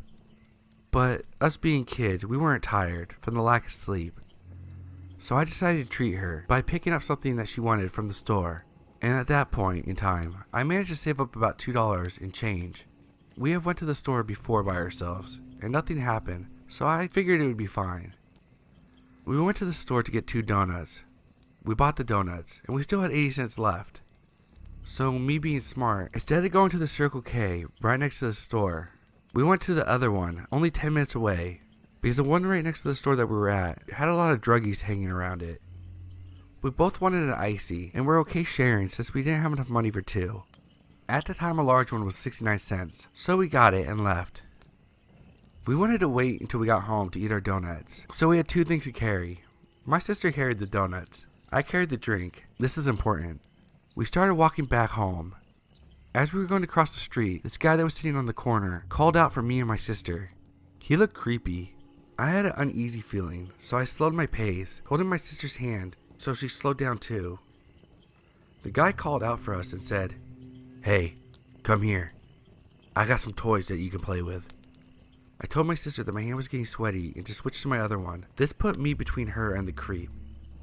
By doing this, I had to switch my hand that was holding the cup, and the creep noticed that my sister wasn't holding one at the time. So he says to my sister, "Hey little girl, come here." Do you want a soda of your own? I can get you your own.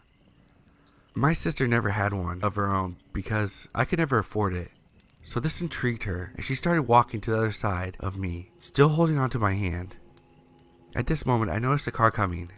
I said, "Car, go," in a commanding voice to my sister, which meant there was a car coming and we had to run across the street if we didn't want to be hit. So we ran. As soon as we started running, the creep started getting up. I told my sister, "Race you," so she wouldn't stop running.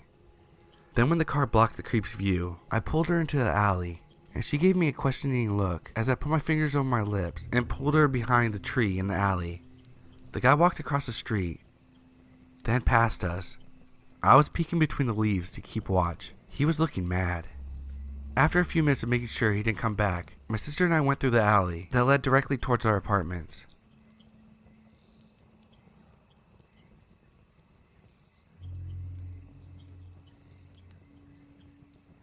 I debated sharing this since, unfortunately, I have zero remaining evidence. I was told that there was no way of saving the video since the CCTV system only kept the recordings for the past 48 hours. Even if it were recoverable, this happened nearly 10 years ago, and the thrift store in question closed this year. So it's lost to time, unfortunately. I had actually forgotten all about this for years. When I was 17, I got a job working for a major thrift store chain in a northern Seattle location that was considered by many to be sketchy.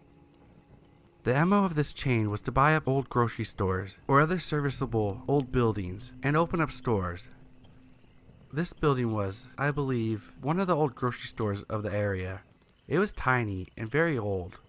I had made a few friends while working there, most of whom I'm still friends with today, and recently this was brought back up. It blows my mind that I could have forgotten this, because it's the only actual tangible evidence I had ever seen with my own two eyes of real paranormal activity. So here's what went down. One night, after everybody went home, the security alarm went off. That flagged the security company to send a police car and to inform the building owners. So on and so forth, down the chain of command, until it landed at my friend, who was at the time the store supervisor.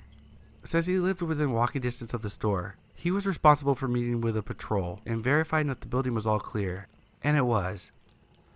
With that taken care of, everyone went on about their business. The next day, he obviously checked the security footage to see what might have set off the alarm. He actually called me and a few others into the office to show us the footage. Let me describe the layout for you a little bit so you can have a better mental image. The front of the store was an entire wall of floor-to-ceiling windows with 3 doors. An entrance, an exit, and an emergency exit with a big red handle that would trip the alarm if used. The registers stood between the front of the wall and the racks of clothing, with each crack having a little end cap sign on a little metal post. If you've thrift shopped before, I'm sure you would know what it looked like, as it's pretty much the same in all stores. The back part of the store, which was employee only, had a bunch of racks of clothes waiting to be priced that sat there for the next morning. So he shows us the CCTV footage. It's dark and empty, and nothing seems to be happening for a minute. Then, one of the end cap signs starts to slowly spin. This I could easily write off as a vent draft or something, but things started picking up. The CCTV would pan back and forth between the cameras, overlooking the front windows, registers, and partial view of the racks and the end cap signs, to the back of the house area where we processed all donations. In the back, you could see a sleeve of a coat being lifted, as though it was pinched at the cuff and lifted above the collar before being dropped again, over and over. That could not be explained by a draft. Back to the front camera. The sign is now spinning extremely fast, and the shitty cardboard signs they have hanging on fishing lines from the ceiling are swaying like crazy, almost like an earthquake. And then, the glass windows, they started actually flexing violently. The red handle on the emergency door, a long metal bar, almost as long as the actual door, at the front, thrusted up and down, while the whole door looked like they were being wailed on by somebody, or several somebodies. This is what set off the alarm. There was nobody there. The parking lot was visible through the glass, and there was not a single person there. All this activity started very slowly and ramped up into somewhat of a violent frenzy, and then just stopped, all within maybe a 1 or 2 minute span. So yeah, I have no proof, and that is frustrating, and can think of no logical explanation for any of it. I'm absolutely floored that I was able to forget that I was shown that video, even if it was a better part of a decade ago.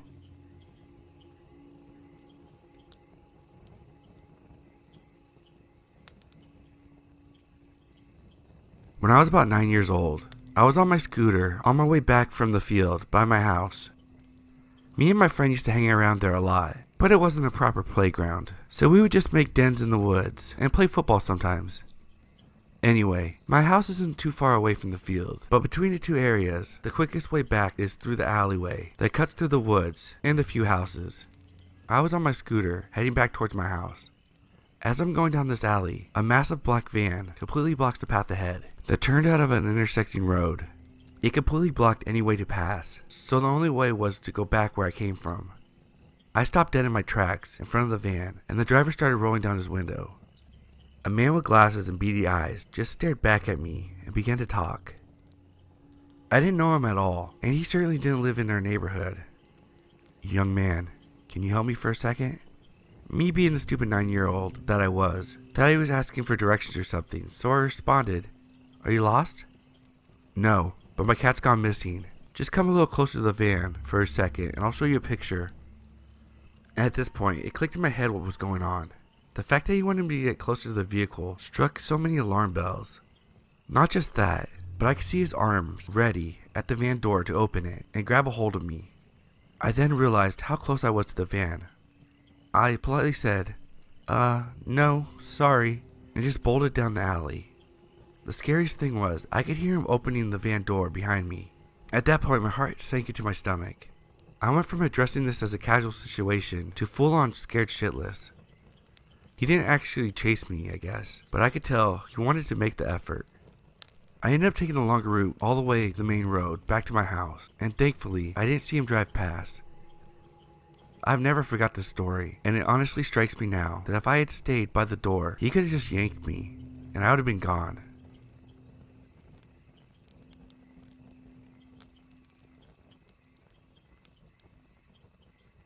I'm a male that's 13 years old, and I was 13 when this event happened. So anyways, I was asleep around 2 or 3 in the morning, and I heard some laughter coming from my basement. I thought it was my dad playing a joke on me. So in the morning, before he left, I asked him if he had been laughing at 3 a.m. in the morning. I know it was a weird question, but I asked him anyways. He told me no, and asked me what it sounded like. I told him it sounded exactly like his voice, but more hysterical and deeper. He just gave me a weird look and said I was probably having sleep paralysis. If you're familiar with that, you know that you can't move. And the thing is, I was fully mobile, meaning it wasn't sleep paralysis, and it was real.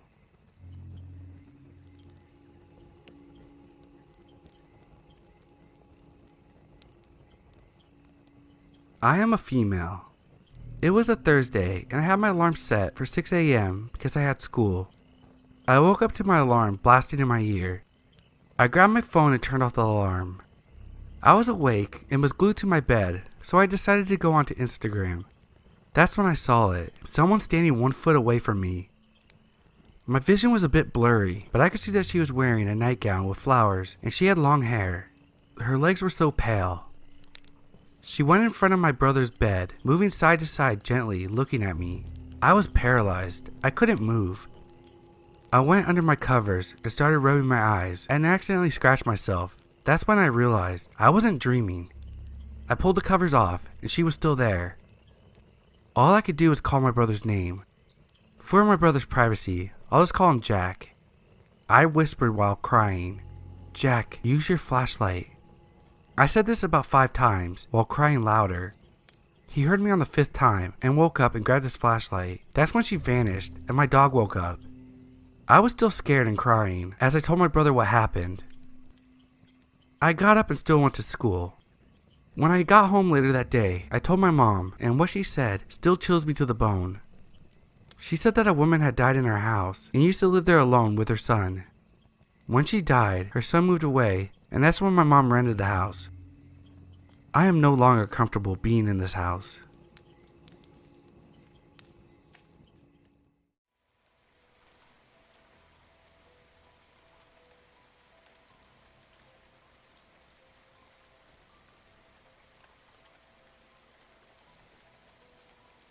This happened last Friday, and I'm still stumped. For reference, I am a male in my late 20s and live with my girlfriend who is currently away on business. I work for a large financial institution in the UK and often work very late as I hate bringing work home.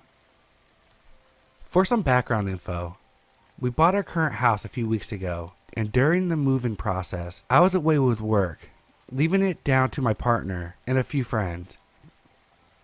My car has also recently had a complete electronic failure, so we are down to using just her car. The house itself is located in a small gated community off the country road on the outskirts of an upmarket town in the UK. It's surrounded by woodlands, and if you didn't live there or know someone that does, chances are you wouldn't have heard or even knew it existed. In total, there are 8 houses in the community, and the main gate gives access to the first 6, where my house is located, and there's a further 2 gates at the top of the road, which lead to 2 very large mansion-style houses. The houses, which haven't got individual gates, are about 100 feet away from each other, and have enclosed rear gardens, and the neighbors are all business type, who are very often at work and keep to themselves. Anyway, about 2 days ago, after leaving for my business trip, I get a call from my girlfriend, who seems shaken and tells me that there's a man standing in the garden, and that she can't see his face, but he's walking around and crouching in the tree line. So concerned, but not 100% convinced, as she does have a vivid imagination, and it's the first time she's been home alone in our new house. I tell her to lock the doors, go into the bedroom, and call the police if she sees him again. I return to our city's train station on Tuesday and agree with my girlfriend that she'll pick me up in her car. Then I'll take it home as she's scheduled to go to Manchester for a conference. I meet up with her, grab a coffee, and see her off to the train, then drive the car back to our house. It's roughly 9 p.m. I park the car in the driveway, head inside. I shower, watch some reruns of King of the Hill, and head up for bed. I get awoken with a light being shined into my bedroom window from downstairs. I get up to investigate, crouching to avoid being seen, and head into the study next to our bedroom and open up the curtains that cover the French doors that lead to a small balcony. My heart drops when I see that there's a man that has now moved towards our back door and is trying the handle. The house is an L shape, so although I can see him, he can't see me without moving around from the back door. He stops for a while, begins flashing the light on and off back into the woods before walking calmly back into them. I call the police and make a report. Nothing happens on Wednesday, but on Thursday, when I'm giving our cat a bath, I hear the garage door being messed with. I'm in the bathroom directly behind the garage, so I move into the kitchen and get a knife before I head into the garage to check what's going on. When I enter the garage, the noises stop, and I hear running down the driveway and away from the house. I call the police and they send an officer around to check the property. All they find is small knife marks and scuffs on the bottom of the garage door. On Friday, I get my car delivered from the dealership and decide to work from home. I also parked my car in the garage, leaving my girlfriend's in the driveway. Around 11 p.m., I'm in the upstairs study, listening to music and working, when I find myself freezing. I thought I was going to stop breathing, as I felt like someone was watching me. Turning to face the French doors, I see a man, nondescript looking, around 35, wearing a coat and gloves. He was carrying what looked like a torch, standing on my balcony. Our eyes met. Now filled with rage, I get one of my golf clubs from the golf bag and charge towards the door. He climbs down the balcony and runs off into the woods. I've never seen this man in my life before, and I'm sure it's the man that's been causing the problems recently. It also dawned on me that he would have only seen my girlfriend before, and only seen her car. Maybe he thought she lived alone. I notify the police and have bought some security devices and installed them on my property, as well as parked my car in the driveway with hers. We don't know who he is or why he's doing this, but we're hoping it doesn't happen again. Update. Sorry for the amount of time that has lapsed since I posted this originally. Life has been hectic, and in all honesty, these events have become more personal and traumatic, which resulted in searching for our next home. So we'll be able to get out, but due to the lockdown situation in the UK, our search has been on hold.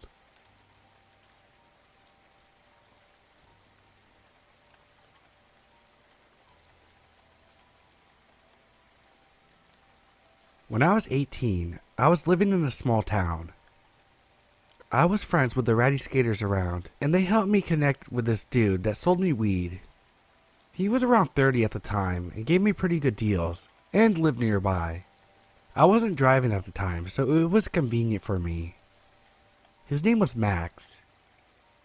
Max has always struck me as a weird dude, but I honestly quite liked his weirdness. Not in a romantic way or anything, but I like weird people. We had normal buying interactions that never lasted more than 10 minutes. Buy some pot, smoke a bowl, that's it. He'd often tell me he could drop it off at my house, but I never let him know where I lived because, as I said before, he was weird. I wasn't afraid of him, but was definitely aware that he and his offers to deliver were weird. One day in May 2018, I was invited to a bonfire by the same ratty skaters that introduced me to this guy. I had no idea that he would be there, nor was it important to me at all. I brought the guy I was dating at the time, and said hey to everyone, including Max. We stayed for a couple hours, and some of them played some music on their guitars. Nearing the time I was leaving the bonfire, around 11 p.m., Max was getting upset about something, and threw his guitar in the bonfire. I didn't know what he was angry or upset about, and paid no mind to it. This happened as I was leaving, with the guy I was dating. I got home and went to bed. When I woke up, there were paragraphs on paragraphs of crazy text from Max, ranging from 1 a.m. to 5 a.m., like a constant stream of text, stating things such as, "You know how much I loved you. You are a cruel bitch." He would go back and forth between saying, "I would give you the world if you let me," and "You really deserve him though." He said some scary things like, "You're a predator and should be snubbed out. Just wait," and "You are stuck. I will either love you or hate you to the fullest extent of my powers. Behold. Right now, I pay the worst death on you and that fuckboy bitch." To top it all off, he said, "Losing you is like losing a mother to me," and told me to tell him I never loved him and that I wouldn't hear from him again if I did. So that's what I did. I said, "I never loved you. Don't message me again," and left it at that. I didn't get a response, nor did I care to get one. Max never expressed any romantic interest, asked me out or anything. This was all out of nowhere, and he was 11 years older than me. I was barely 18. That night, he cut all his hair off and posted naked photos on Facebook, curled up in the fetal position, talking about being a statue of shame. It's as if he had a breakdown, but I had no intent of causing that, and didn't think I would offend anyone by bringing a guy I was seeing. Everyone else seemed to like the guy I brought.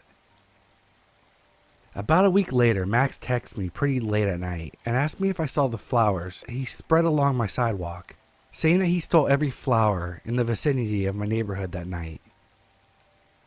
I asked him how he knew where I lived and said I hadn't seen any flowers, so he must have got the wrong house. I also told him he shouldn't do that, as I never felt anything for him, and so on. He told me that he had heard I lived in the same block as another skater guy we were both friends with, and he wasn't wrong. The skater guy I lived by was on the other side of the block, and I never walked that way, so I never saw the flowers. I blocked his number and didn't hear from him again for weeks. Weeks later, I woke up after a rough night, and there were loads of flowers on the sidewalk right outside my house, along with a little bouquet at the top of my walkway. I was pissed. I wasn't scared yet, and stupidly, I unblocked his number and texted him, asking why the fuck were there so many flowers outside my house. This confirmed that he did indeed know where I lived, and I still to this day feel so stupid for texting him and making it known that after weeks he had found my house. He responded saying, sounds nice, 'twas me. I basically bitch out and block his number again.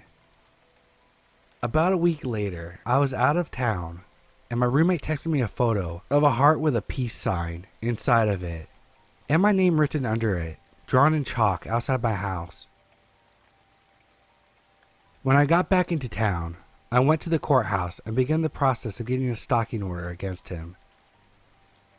When I left the courthouse, I went to Max's work and told him that he needed to stop the behavior and that he was stalking me. He looked me straight in the eyes with no facial expression and said, "If you don't leave, I'm calling the cops." I got angry and said, "Call the cops. I was just talking to them about you."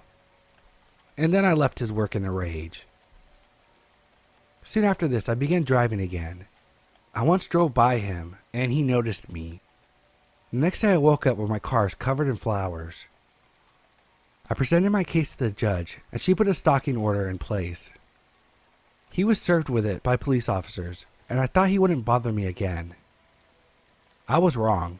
After the stalking order was served, he made several other chalk messages on my sidewalk, left random gifts for me like chalk, and beheaded My Little Pony heads on beer bottles.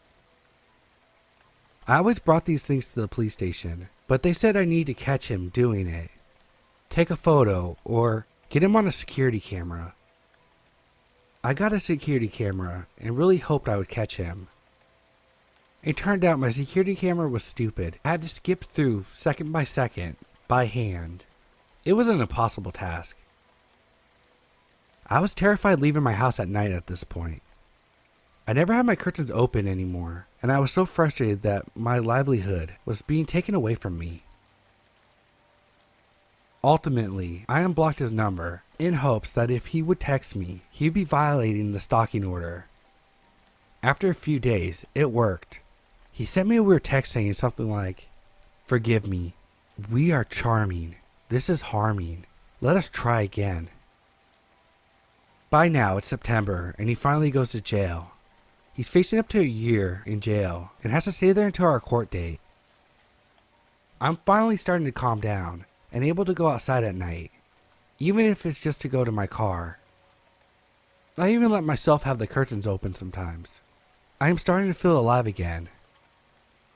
Right when I start to feel secure in my small town life, someone posted bail and he's released only after 3 months in jail. And I went back to living in fear. We still had some court dates coming up, and I was optimistic that he would serve more time for ruining my life for so long. His lawyer kept pushing the court date back to gather evidence, and after 6 months of pushing it back, the state decided he wouldn't do anything anymore and basically closed the case. I moved out of town about 3 hours away, so he didn't actually have an option to continue his behavior. Living in this new place, I feel safe. I can walk at night and don't have to have my curtains closed all the time. It's been over a year since they decided to close the case. About a month ago, he began to respond to my friends' Instagram stories. Friends that lived here in this new town, telling them how fond of me he was. I have always had him blocked, but my Instagram isn't private, so he may have found me that way. I have since changed my account to private, and he hasn't messaged any more of my friends. I refuse to be fearful now, the way I was then. He will never find where I live, or where I work now. However, my life changed after this experience. I will always be more aware of people, and their weird energy. I will always close my curtains early in the evening, and make sure all the windows and doors are locked. I will always live in a bit of fear. Maybe not of him, but of it happening again. He ruined my life for a year, and I truly wish he had gotten more time in jail. He deserves it. So Max, let's never meet again.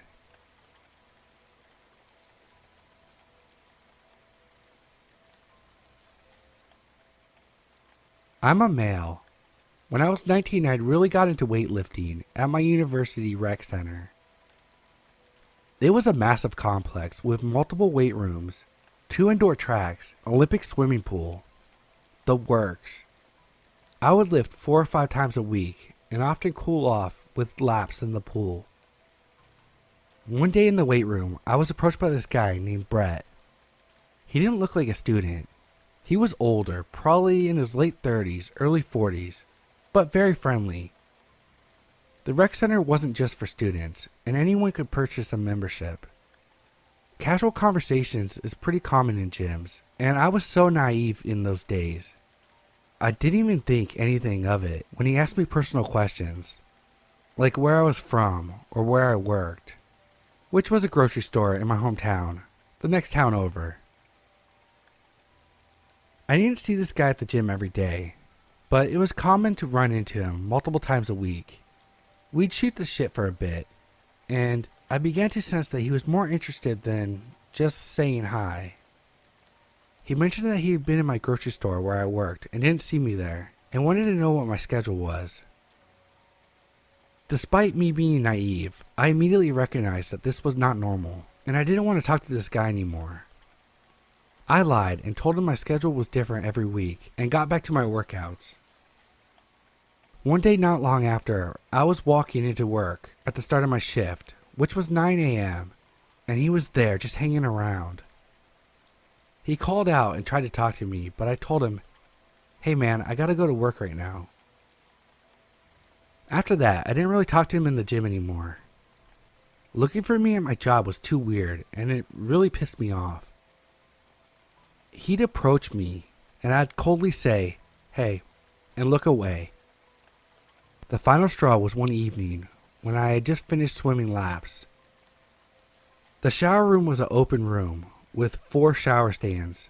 Each one had 4 nozzles pointing north, south, east, and west, so 4 people could use it at the same time. No curtains, no partitions, which may seem odd these days, but I never thought anything of it since I grew up swimming at a pool. I was in there alone showering. My swim trunks were drying on the rack. I glanced towards the doorway and saw this motherfucker peeking around the doorway, watching me shower. He immediately ducked back and was gone by the time I finished up and went to get dressed. I went straight to the service counter and reported what had happened. I only knew his first name, but they seemed to know who I was talking about. I never saw him after that.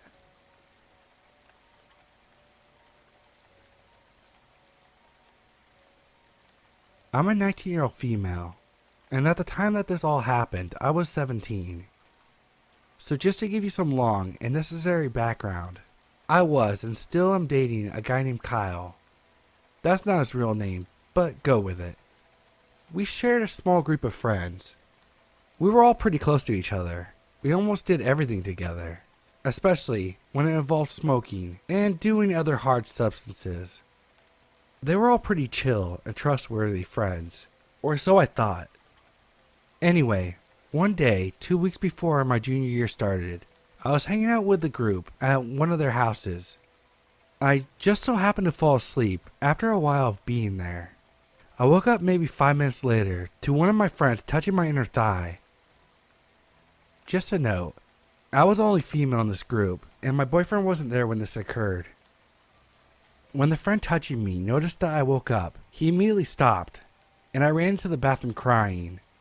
I have been sexually assaulted before, so just going through it again isn't the greatest feeling. A few minutes passed by, and I left the bathroom. I pulled one of my friends aside and told them what happened. His response shocked me.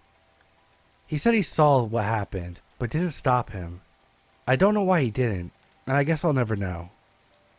That same friend told me not to tell Kyle because he didn't want our friendships to be ruined. Well, I obviously told Kyle that night, and he was understandably pissed off. We came to an agreement that we would no longer be friends with them anymore. A few days went by, still avoiding the group, and we would receive a lot of messages from them. But they were shocking and hurtful messages saying that I'm being overdramatic, that it's my fault that it happened. Just act like nothing happened. He didn't really sexually assault me, and so on. I was pretty destroyed reading all those messages, coming from those so-called friends. But for some stupid reason, we all became friends again when school started. I know what you're thinking. Why would you go back to that shitty group of friends? I guess our only lame excuse is we hate confrontation and we wanted things to go back to normal. I wanted to feel normal again. Well, obviously, it wasn't the best idea taking those friends back, especially the one who touched me, because it started to really affect me mentally. I became super depressed.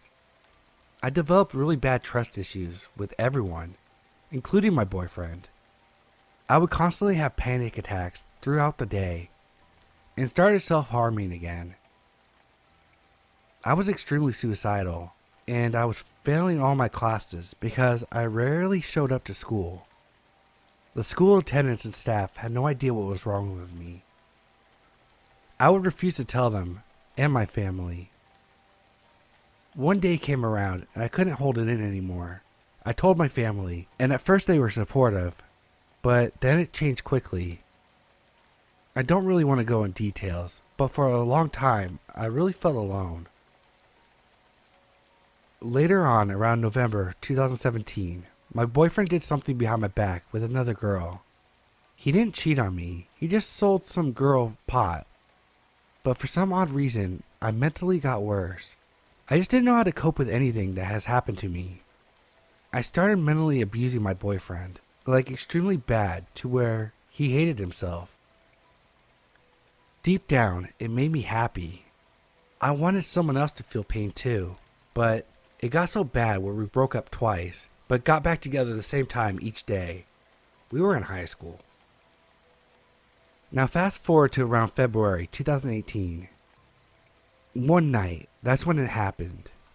I was having trouble sleeping, and it was getting late. I also had school the next morning, so I was getting pretty frustrated. Finally, around 1 a.m., I started dozing off. I found myself awake about 10 to 15 minutes later. I noticed a tall figure standing across the room in my closet. At first, I thought it was my older brother messing with me because he's done stuff like that before. As I tried to say his name, I couldn't. That's when I realized I couldn't speak. I couldn't move.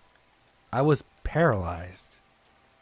So I'm staring at this figure in my closet, wondering what the fuck is happening. The figure starts moving closer to me. Then I notice that it kind of looks like it's floating towards me. I can feel myself panicking, but I can't move or say anything. When the tall figure reaches the side of my bed, I kid you not, it bent over and grabbed my nose. Now I couldn't breathe through my nose or mouth. I'm just staring at this dark figure. Its face was so close to mine, but I couldn't make out any of its features. I felt my heart trying to break out of my chest, my lungs hurting like hell because I couldn't breathe. I legitimately thought I was gonna die, but suddenly I quickly sat up, gasping for air. I looked around my room for that figure, but it wasn't there. I was scared. I was terrified. I didn't know what just happened. I just thought it was the most realistic nightmare of my life. I mean, I guess that kind of thing happens, right? The next morning when my boyfriend picked me up for school, I told him about the realistic nightmare. He said, "That's creepy."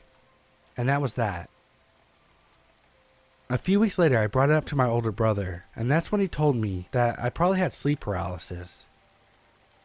I had no clue what it was, but after hearing the definition and doing some research, I was really freaked out. I read online that stress, anxiety, depression, and other things like that can cause sleep paralysis. I realized that everything that had been happening to me recently played a big part in my sleep paralysis episode that night. I would be lying if I said I didn't have trouble sleeping for a while after that. But I eventually got over it. But every now and then, I get a little nervous to go to sleep. Fast forward to now, 2020. Kyle and I are doing well. Better than ever. We are renting our own apartment. We have 2 cats, and they are absolutely amazing. Our 3-year anniversary is next month, and we're extremely excited. On another note, September 22nd, 2019, I was diagnosed with extreme depression and anxiety disorder. But I now go to therapy and take medication to help with that. I've honestly never felt better and happier.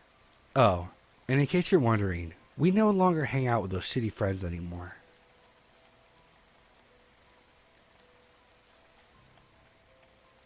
This story happened when my best friend and I were 15 years old. We had to take an important exam at the end of the year, so we attended some private sessions in order to prepare. Because of this, we could only hang out on Saturdays after 5 p.m. We were at the mall, and after a bit of window shopping, she asked me to come outside in the park so she could smoke a cigarette. She took it from her mother, but I didn't smoke. I never liked it. I accepted as I was used to her requirement. So we were in the mall's park, walking while she was smoking that damn cigarette. It was like 6 p.m., but it was already dark outside, as this happened in winter. Let me describe the place we were at. This was a large park, full of trees and big rectangular shaped bushes. On the side aisle, there were some restaurants, a full 10-meter gap, an exit to a dark street, and to the parking lot. There was another big space and a place for skating. We thought we were 100% safe, as we were still walking on the mall's property. We arrived near a strange exit, when a man about 5'9" approaches and asks us for a cigarette. My friend tells him that she doesn't have any more cigarettes, that she got it from someone else too. He seemed like he was in his late 40s, was unshaved, and wearing a red hood, which almost covered his eyes. I tell him that we have to go, to which he responds with some incoherent words. We both knew something was off, so we took a step back. "Why are you scared? I won't do anything to you," he said as he was still approaching. "Don't worry, I meet a lot of girls like you," he said, then started to mumble another word under his breath that we couldn't understand. We didn't know what to do. We didn't know if he had any weapons. Behind us was a big bush. In front of us was him. If he chose to run in different directions, he would be able to catch at least one of us, and take one of us with him. There weren't many people, but the ones who were passing by didn't seem to care about our terrified looks. My friend started to repeat that she was sorry, but she couldn't help him. And I think one of the passerbyers heard her. Fortunately, a man about 6'3", that looked a lot younger and stronger than the creep, stopped and asked why he was bothering us, but wasn't given a response. My friend took the chance, crushing the cigarette with her foot as quickly as possible, and started running. I, as a complete idiot, remained frozen for a few more seconds and looked into our savior's face, then started sprinting. We didn't stop running until we were sure that he couldn't see us anymore. Both of them left, and we got back into the mall safely, and we never told anyone about this encounter.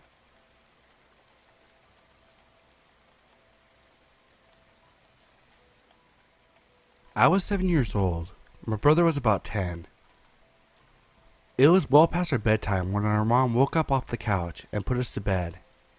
Our dad worked construction out of town back then, so it was often just us three at the house for weeks at a time. Up the stairs and immediately to the right was my parents' bedroom. Going left put you in the middle of the hallway. Taking another left down the hallway led you to my brother's room. The opposite end was my room, which was also across the hall from our upstairs bathroom. At either end of the hallways are window doors we always kept locked and rarely used. The door on my end led to a balcony overlooking our front yard, and the door on my brother's end opened to the back porch as the house leans on a small hill. My brother and mom are both in the habit of waking up in the middle of the night to use the bathroom. I only knew this because I was always a light sleeper and they just couldn't help flushing with the door wide open. This night, however, my brother stopped on his way back to his room and came back towards the bathroom. I'm going to try to go pee before I go to bed. The past few nights I've been too afraid to walk to the bathroom. I keep seeing a man wearing stripes at the end of the hallway. I don't know if my mom wrote it off as my brother telling ghost stories, or trying to scare me, or she was just half asleep and didn't catch it, but she didn't react to my brother's confession at all. I, on the other hand, was terrified by it. The fear of seeing a ghost like that at the end of the hallway through the windows is the reason why I started running up the stairs to my bedroom at night. Years later, when I was about 18, my mom and I were having a conversation in the car about the dog we had for a very short time when I was little. We were sharing stories about Mac's tendencies towards destroying my shoes and other unruly behaviors when my mom blurted out, "Do you remember that time when I opened the front door for the cops and Max ran inside the kitchen and started tearing open the bag of dog food we had?" This really caught me by surprise because in all the 10 years I lived in the house, we never once called the cops. I asked her what she's talking about, and she looked equally surprised as if she just revealed something by accident. "Oh, that's right. I never told you because you were too young at the time." So one night I woke up hearing noises outside my window. When I looked, I saw a man staring into my bedroom. She went in to describe how turning on the light caused him to take off running, and how she grabbed my dad's pistol before calling the cops. I can't remember all the details I gave them back then when they showed up. It was a tall white male, wearing striped shirt and jeans, short dark hair, something like that. They said it matched the description of a man they were looking for in the area. It turns out that he had escaped jail on a murder charge. I know it sounds obvious hearing those stories back to back, but it wasn't until a few years ago, in my mid-20s, that I pieced it together that my brother had unknowingly warned us about a murderer who spent multiple nights casing our home.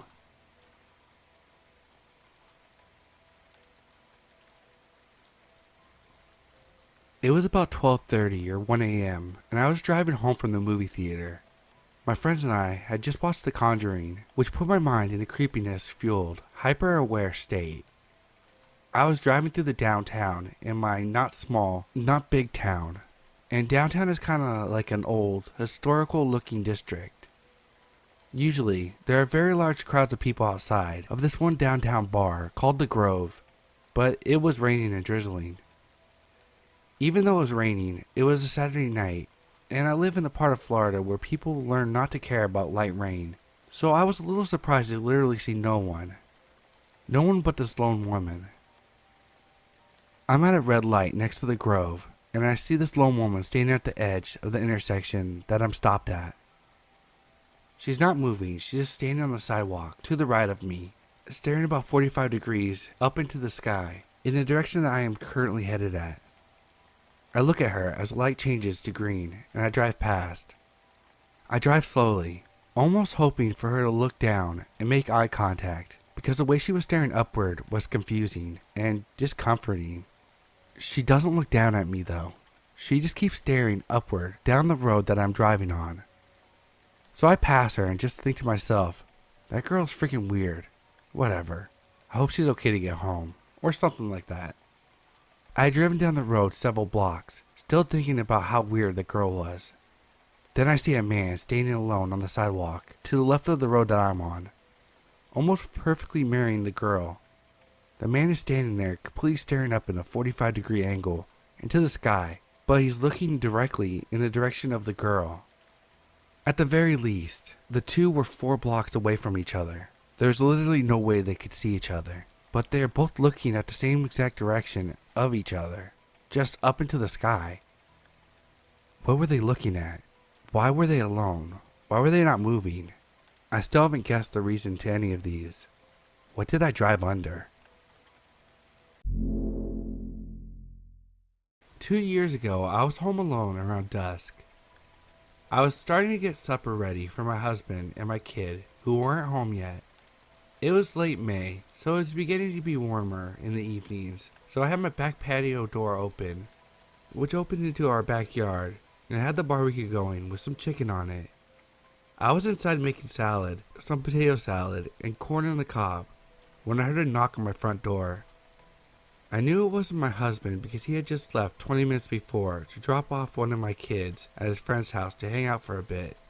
When I reached the door, I looked through the peephole and saw a woman in her late 20s, early 30s standing there. Now, I don't normally open the door for anyone I don't know, especially at night, but we live in a private gated community, so I wasn't too alarmed. This woman was about 5'5", with shoulder-length dark blonde hair, hazel eyes, and a very pregnant belly. She began to tell me that her phone was dead and she was having car trouble and was new to the area trying to find her sister's house. She asked me if there was a man in the house to come outside and look at her car. I told her no, my husband wasn't home, and she should go to my neighbor's house next door for help. She kept on insisting that I must have a man home, and she didn't want to go to another house because she saw me through the front window and felt safe with me. She kept looking over my shoulder to my living room, as my downstairs was an open concept and you could see from the front door to the back patio. I knew something wasn't right. She was very persistent with me, asking my husband to come outside and help her. I told her I could call her sister for her, since her phone was dead, and she told me that she didn't know her number. I said, "You don't know your own sister's number?" This set off a few red flags for me because who doesn't know their sister's phone number? At this point, I was afraid that she was waiting for someone to go through my back open patio door, so I told her I'd call my husband. I called my husband and in a quiet whisper explained to him what was happening. He said he wouldn't be home for at least another hour. I hung up and told this woman this. She then asked me if I had kids and if they were home. I said yes I do and no they aren't and I can't help you, and shut the door. I ran to the back door and slammed it shut and locked it. I could still see her car in the front of my house, on the street, but ignored it and went back to making supper. I had just settled into my meal, and no one from my family was home yet, when I thought I heard kids yelling outside. I ignored it again and went back to Wheel of Fortune and my food. I was still a little rattled about what happened, but didn't think much more of it since I had everything locked. 30 seconds later I hear someone screaming my name. "Melanie! Melanie! Call the police! Call the police!" Then I saw people on my lawn and heard my husband screaming for help. I ran to the front door and swung it open. There were two masked men with crowbars and baseball bats, and they were literally beating my husband to death. There was pepper spray in the air so thick my eyes were burning and I could taste it in my mouth. I started screaming and ran between the men, grabbed my husband and physically dragged him into the house as the man crossed the lawn to the waiting car where the pregnant woman was driving. I called 911 and told them someone tried to kill my husband. I watched as they sped off and out of sight. My husband was covered in blood from head to toe. His eye was completely swollen shut. His leg was cut open from the crowbar attack. His head was covered in blood and had deep cuts and lacerations covering his head and body. I was on the phone with 911 screaming and trying to catch my breath from the pepper spray in my mouth, and washed out my eyes while trying to help my husband. The police took 10 minutes to show up, and by then the attackers were long gone. I am thankful that my children didn't come home at the time my husband did. We never found out who did this or why. My husband owns a private ATM business and we think it has something to do with that, but they didn't steal anything. It was one of the most terrifying nights of my life. I'll never forget the woman's face, and I always feel guilty for calling my husband because he came right home after the call, even though he said he wasn't going to, just to check to see if everything was okay. I remember when I was around the age of 4. My family and I lived in a small apartment on the 4th floor, which was pretty high. The apartment was full of stupid people, like drug addicts and low-life criminals. There were really no kids in the unit, so I mainly spent my time playing with toys. One night, after my mom turned off the lights for bedtime and the whole family went to sleep, I woke up in the middle of the night, around 2 a.m. I was pretty thirsty, so I go to grab a cup of water from the kitchen. But as I'm pulling off my blanket, I heard noises. Noises coming from the other side of the house. Being a stupid toddler, I didn't think anything of it, so I got up and I walked out of my room. The moon was lighting up the room through the opening of the sliding glass door to the balcony. But then I come to a terrifying realization that the sliding glass door was supposed to be closed. I knew this because I was the one who closed it before bed. But at that moment I heard the noises again, and they were coming from the kitchen. I put 2 and 2 together and realized someone was in my home. I tried tiptoeing to my parents' room, but I looked behind me, and what I saw scared me. It was a man. A man in a costume. He looked at me and then ran and grabbed me. He was pulling my hair and putting his hands in my mouth. But I broke out of his grip and ran to my mother's room. I was too scared to say anything. The next morning I told my mother everything, but she just told me it was a wild nightmare. I tried to tell my dad, but he said the same thing. Only I know what happened, and no one believes me. I will never forget that sack he wore over his head, and the thing that still bothers me is how he managed to get on the 4th floor. The doors were locked, and so were the windows. So did he climb up the entire building? And if he did, why me?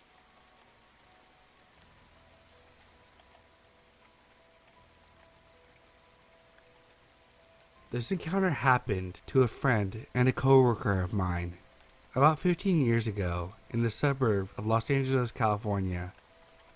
My friend, I'll call her Jody, lived with her parents and her older brother in a house in a pretty nice neighborhood, and they didn't really have to worry about crime and break-ins. One night though, around 2 a.m., Jody was woken up by a loud knocking at her front door. She jumped out of bed and ran into the hallway where her parents and brother are coming out of their own rooms. The knocking, now a pounding, continued. "Stay here," said her father, and he made his way towards the door. All of a sudden, they hear a muffled male voice shouting, "Help me! Help me!" Jody and her mom grab each other in fear, and her dad looked out the peephole. "There's nobody there," he said. He looked out the front window, where he could see part of the front door and the porch. He still didn't see anyone. He walked back towards his family when the loud knocking began again, and this time more frantically. Again, a voice shouted, "Help me!"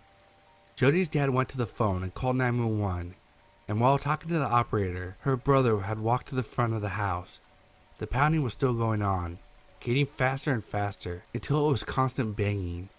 "Help me! Help me! Oh God, help me!" Jody, in tears of fright by now, looked over to her brother, who was standing in the family room, which was located to the left of the front door. His face was white, and he made an arm gesture for them to join him. Jody, her mom, and dad, who was on the phone with the police by now, hurried into the family room, where they immediately realized why her brother's face had gone pale. The pounding and shouting was coming from underneath the family room floor. The police arrived 20 minutes later, and it turned out that some guy in his 20s had gone all out of his mind that night on crack and somehow made it into the opening of the crawl space under their house, located under the family room window. They never found out exactly what his intentions was, but I assumed that he was just trying to find his way into the house to rob it, but then got disoriented because he was so high and freaked out, hence the pounding and shouting. This story gave me the goosebumps the first time she told me, and I thought of it again when I discovered this forum.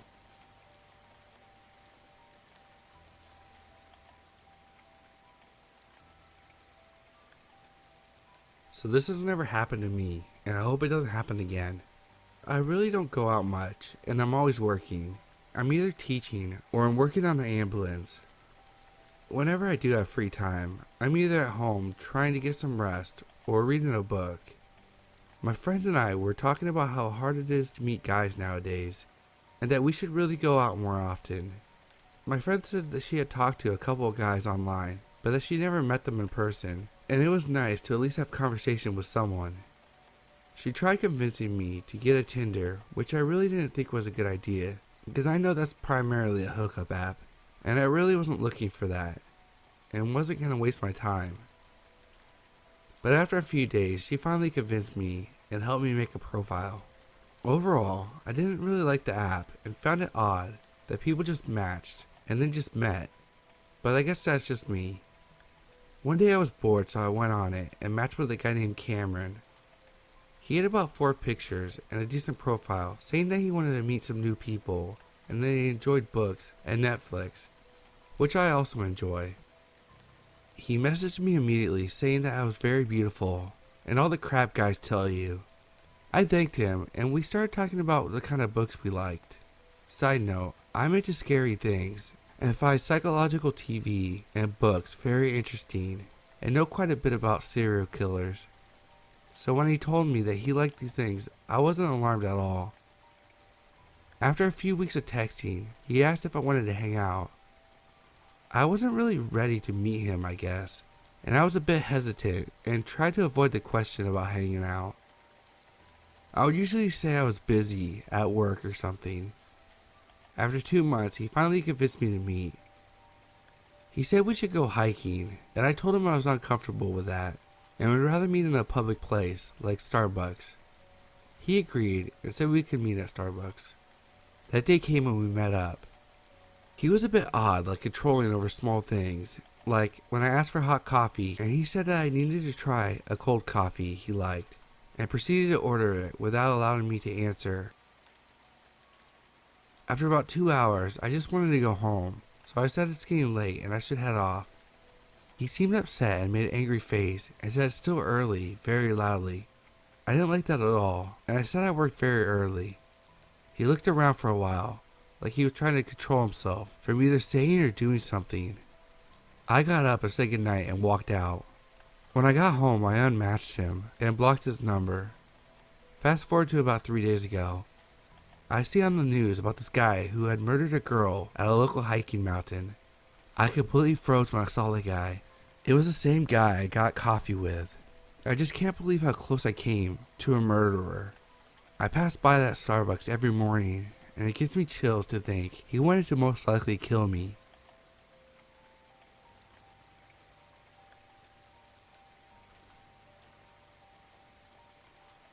When I was 17 or 18, I was driving home from a friend's house after a movie marathon. It was around 1 a.m. when I left, and I had a decent drive. Not quite halfway, my gas light comes on. I've had a few creepy catcall experiences at gas stations, and was a little paranoid stopping that late in the middle of nowhere, as I was a 110-pound teenage girl.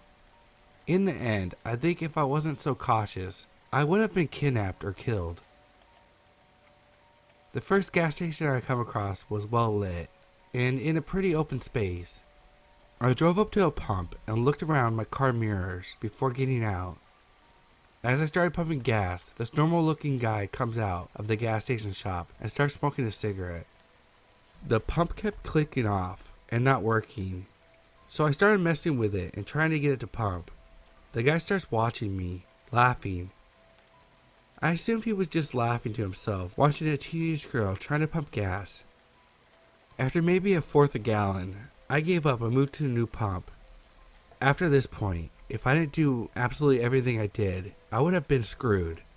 When I got back into my car, I locked my doors and drove to the other pump. I checked all my mirrors before getting out and shutting off my car again. It was an old 90s Beetle that didn't always start right away. That's when I saw the guy walking up to my car. He was smiling, walking up to the driver's side window. Not wanting him next to me, I rolled down the passenger window. He paused for a moment, then smiled to himself and walked to the passenger window. He stuck his head all the way inside my window to talk to me. Hey, I know this seems really weird, but I promise you I'm not a creep or anything. My car broke down. Then he points to a red SUV. And I need a ride home. It's just a half mile up the road. I'm sorry, but I don't know you. Oh no, I totally get it. I thought it was pretty weird as I was walking up here. But it's only a half mile up the road, and I'm totally stranded. I wish I could help you, but I really don't know you. Yeah, I got you. If you had a truck or something, I would have offered to ride in the back. Sorry, no. All of a sudden he looks pissed. He yanks at my door, but I had locked it before. Then he reaches for the inside of my handle through the window. My car is still running, and I slammed into first and peeled out as he opened the door. The car taking off slammed it shut, and I sped off. I called the police after I got away. They looked at the gas station cameras. Right after I left, he got into his red SUV and drove off. If I hadn't unlocked my doors a second time, I would have been screwed. If I let him come into the driver's side window, he could have grabbed me. If I had shut off my car, I wouldn't have been able to drive off in time. If I didn't double check my mirrors, I would have been outside my car when he came up to me.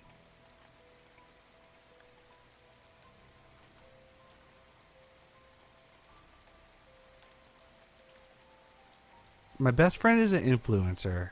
Not big time, but with a big enough following to get free shit, and has gotten 2 sponsored trips. She still works a full-time job, but does the Instagram thing on the side, mostly because of the perks. She's not big enough to live off this yet. Anyway, this was our first trip. A little boutique hotel from Miami contacted her via Instagram and DMs and offered her an all-expenses-paid trip for Memorial Weekend 2008 in exchange for her being in the hotel and taking pictures and do a couple of stories. She was told she could bring a female friend with her if she wanted to, and everything would be covered. This was her first time doing this, so this time she wasn't really sure how it worked.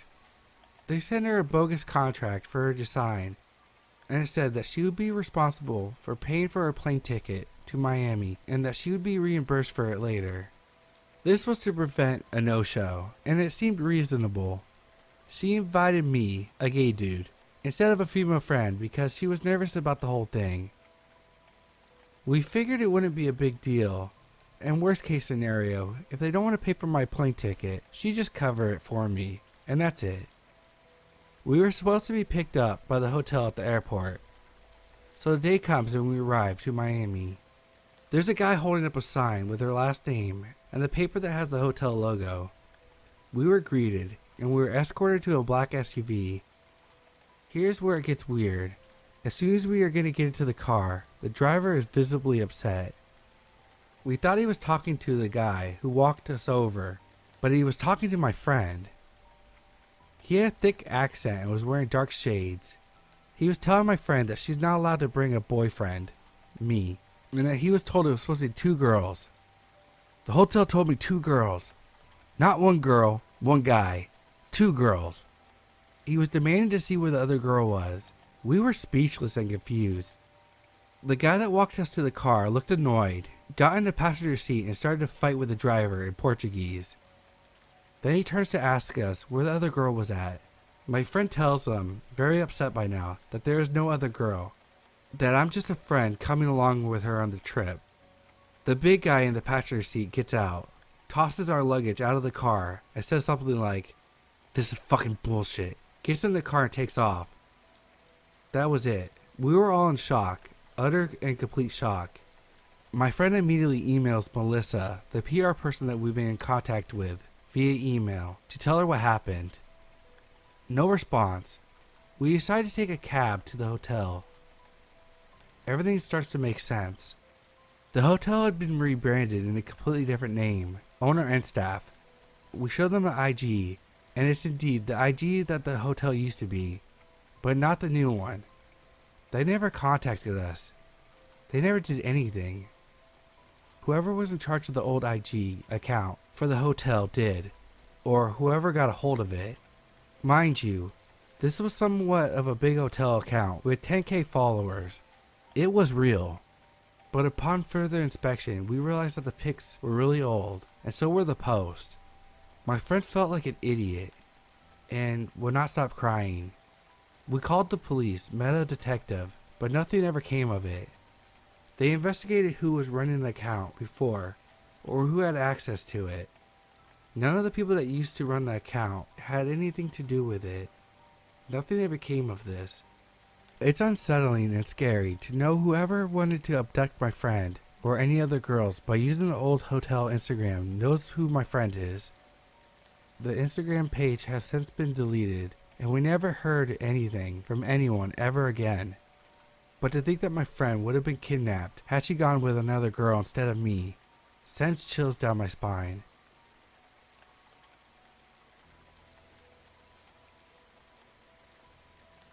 At the time of the story, I was 20 years old. I am now 27, and I should also mention that I'm a female.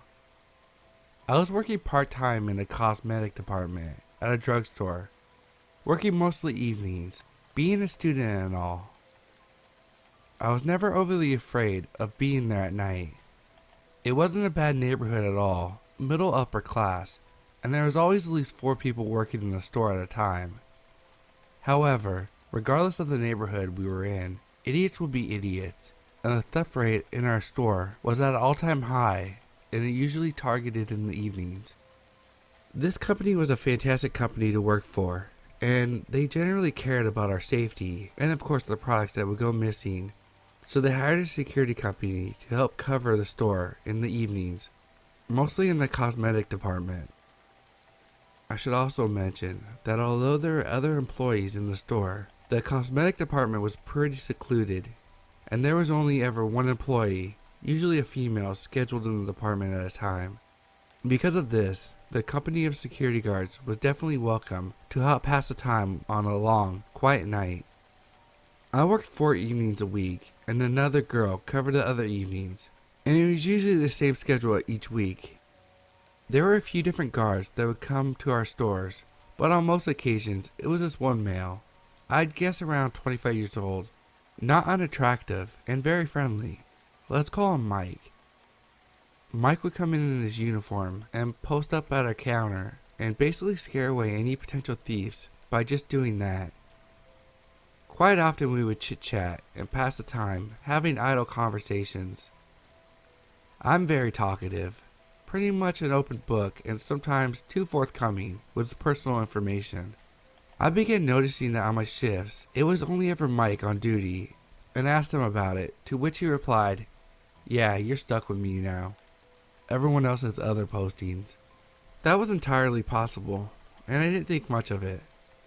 That is, until I went into the store one of the nights I was off to pick up something, and saw that there was a different guard there with the other employee. We'll call her Sarah. I said hello to Sarah and the other guard, and I said, "Oh, it must be Mike's night off," to which the other guard replied, "Mike only works Sunday through Wednesday." Well, that caused a little lump in my throat. That was my exact schedule. Has to be a coincidence, right? 20-year-old naive me thought so. On with my life I went, not worried about a thing. The things that followed were a series of minor creepy encounters with Mike. Running into him at the movie theater in my town, when I know from previous conversations he lived in the town 20 minutes away, which had its own theater with the same showings. Having him show up at work on a day I took an extra shift, in uniform, claiming he was on his lunch break. And now he gets prescriptions at the store instead of the one near his house, due to better service. I asked the pharmacy tech if he had prescriptions filed, and she said no. The next thing still gives me the chills, and is when I started being not so friendly to this guy. I also want to make it clear that on many occasions while having conversations with Mike, I mentioned my awesome boyfriend, and there's no way he could have thought I was available or interested in him. After a vacation that Mike took with some friends, he was back to work in the same shifts as me at the drugstore, and I was remaining neutral towards him, still having conversations to pass the time. He asked if I liked to see photos that he had taken from his vacation. It was a road trip, and he had tons of scenery pictures. I said sure and took his phone from him. He said, "Just keep swiping left to see all the pics." So I'm scrolling through, and swipe one too many times, and I'm looking at a full-blown dick pic. Of course, I kind of jump, shudder a bit, and say, "Oh, whoops, I think I went too far," and then pass the phone back to him, thinking it's a total accident, and he clearly sent that to a girlfriend or something. Except he isn't embarrassed at all. He replies with, "I was hoping you would see that," with the creepiest grin I had ever seen. I'm getting chills again typing this. I was all of a sudden very busy and didn't have time to chit-chat that evening. The next morning I placed a call to the company he worked for and explained to them that I thought he might have a crush on me and I was feeling slightly uncomfortable.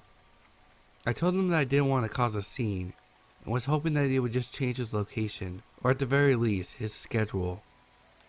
I sometimes have too much compassion and didn't want him to get in trouble, and was worried maybe he thought I would like his dick pic for some reason and that it was my mistake. Like I said, sometimes I overshare and maybe he got the wrong idea. I was thrilled the next night when I went there and another guard was at the store. I was so grateful that his supervisor listened to my concerns. However, when myself and the rest of the closing crew locked up for that evening, we heard a car engine start up just as we left the store. When I looked up for where the sound was coming from, it was in the corner of the mall parking lot, which was completely empty and dark, and I felt a knot form in my stomach. Although I couldn't quite make out the exact color of the car, I was convinced it was the same vehicle that Mike drove. I was trying so hard to convince myself that it was just someone else with the same vehicle, also closing up for the night. The car drove out of the parking lot, which made me feel better. When I got in my car, I noticed a note under my wiper blade. It read, "I'm so sad that my location changed. Will try to come back to your store as soon as I can. In the meantime, let's get together." And had his phone number. I'm basically puking in my mouth from nerves at this point. I jump into my car and get the hell out of there. The next day I called Mike's supervisor again.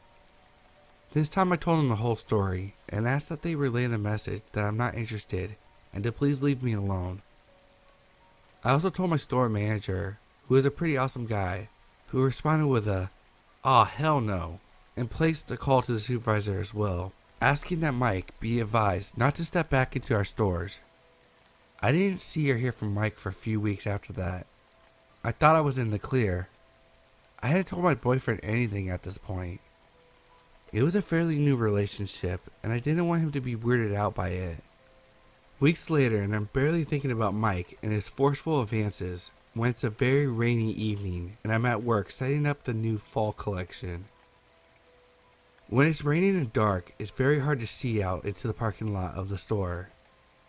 Basically, all you can see is the windows and the reflection of yourself in the store. I was over by the windows, bent over, putting some things on the bottom shelf, when a car honked outside the window.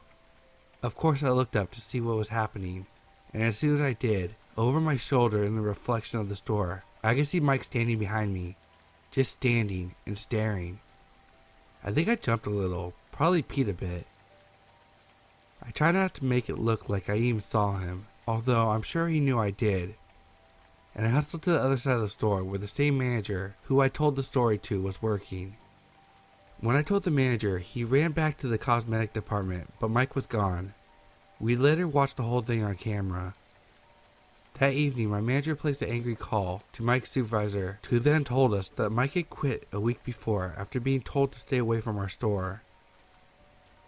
You may be wondering why no one called the police at this point, but honestly, it just didn't seem dangerous enough, and no one was getting hurt. It was just kind of creepy. That is, until I finally told my boyfriend about it, and my parents, and I stopped driving myself to work. I had developed a bit of fear of going to my car alone at night. Therefore, either my boyfriend, mom, or dad would drive me and pick me up from work. Except this one night. My parents were out of town and my boyfriend had a thing to go to this particular Sunday evening, so I drove myself. After closing time, I said my see you laters to my coworkers and walked to my car at the end of the parking lot. The parking lot has this river at the end of it, with some benches overlooking a river with 0 lights. The only lights are the ones shining from the middle of the parking lot. I know, super safe spot to park, right? In my defense, the parking lot was always completely full when I got to work. So I'm walking to my car and I see nothing. And then I hear someone speaking. I immediately recognize it as Mike's voice. He said something like, "Why would you do this to me? Why would you make me believe you wanted me? We had so much fun together." As luck would have it, the pharmacist that had closed with me that night wasn't yet in his car as he took the garbage around to the side of the building to the bin. I yelled, "Jim, wait up a second." I hightailed it over to his vehicle, where I said probably a little too loud, "Call 911. The police arrived and scoured the area for Mike, who was gone without a trace. I never saw or heard from Mike again.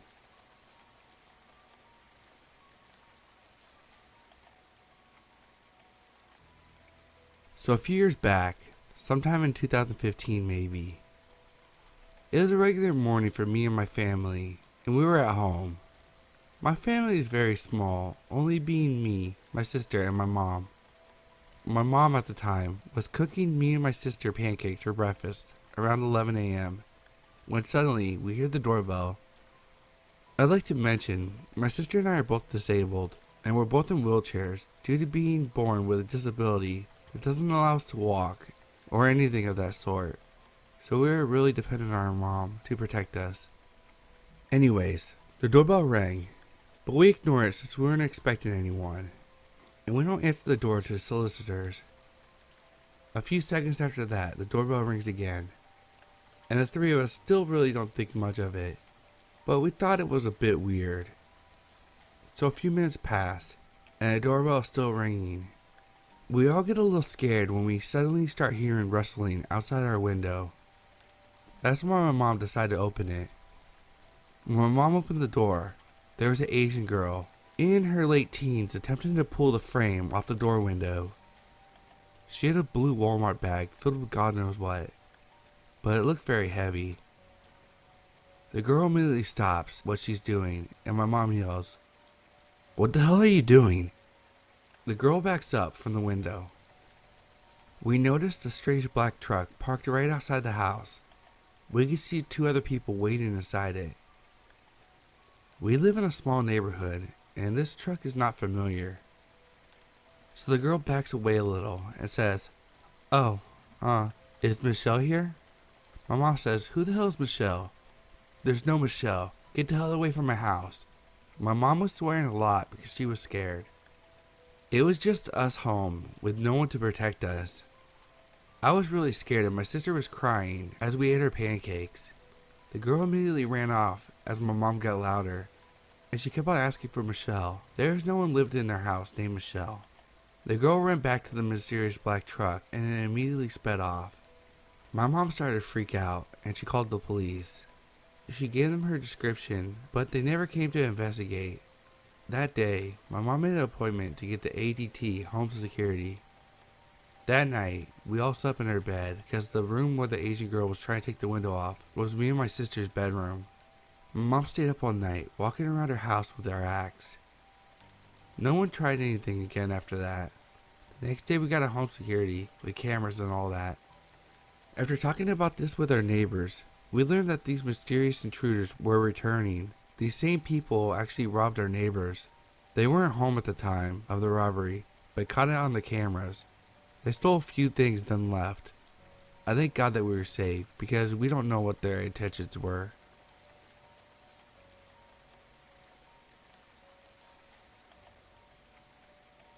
This is something that happened to me a good few years ago.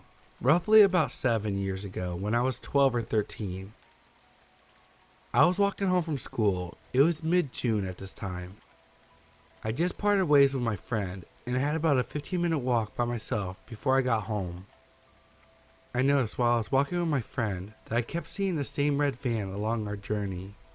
Now we usually go the longer way so we can walk with all our friends, but this red van just kept popping up. Now I didn't think much of it, I just thought it was different vans. But after a few times, I decided to memorize the license plate after my mom told me to do so if I ever felt like I was in danger or if something just doesn't feel right. I parted ways with my friend and started my journey home and decided to take a route that was a little longer than the one I usually take because I didn't feel comfortable walking through the park by myself and I had just a bad feeling throughout the whole walk home, like something bad was going to happen. I was only a few streets away from my house when the red van started to crawl behind me. This man looked like he was in his 30s or early 40s, popped his head out and started to try to get my attention and just catcalling me. I remember looking at him and just telling him that I'm not interested and to leave me alone, but that just angered him. He started screaming at me and telling me to get into the van. I will forever remember his teeth. Those disgusting yellow, rotten teeth. They were like something that an anti-smoking ad would use to scare people to quit smoking. I told him that I would call the police if he doesn't leave me alone. He proceeded to laugh in my face, sped off for a while, and parked his van, and waited for me to walk past him. I crossed the road and started running down the road, just trying to lose the man. Just when I thought I lost him, there he was, pulling up next to me, sliding his doors on the sides open, and there was another man in there, trying to grab me and pull me in. I'm screaming like there's no tomorrow. The man managed to grab my shoulder and I just bit him until I could taste blood. The man let go of me and I ran for my life. I jumped into a bush and hid. The van making rounds around the neighborhood and I could see the van driving past every few minutes. It felt like I was in the bush for hours. I checked my watch, and it was coming on 6 p.m. now, and I finished school at 3 p.m. I waited until I didn't see the van for at least 30 minutes before I ran home. As soon as I got in, my parents started questioning me, asking me where I was. At first they were mad, as they thought I just decided to stay out with my friends, but that's when I broke down crying and told them everything that happened. My parents rang the police, and I gave them my statement. I even gave them the license plate from the car, but nothing came of it, at least as far as I'm aware of, anyway. I refused to walk home until I turned 16, and I got lifts with either my friends or my parents made arrangements for me to get picked up.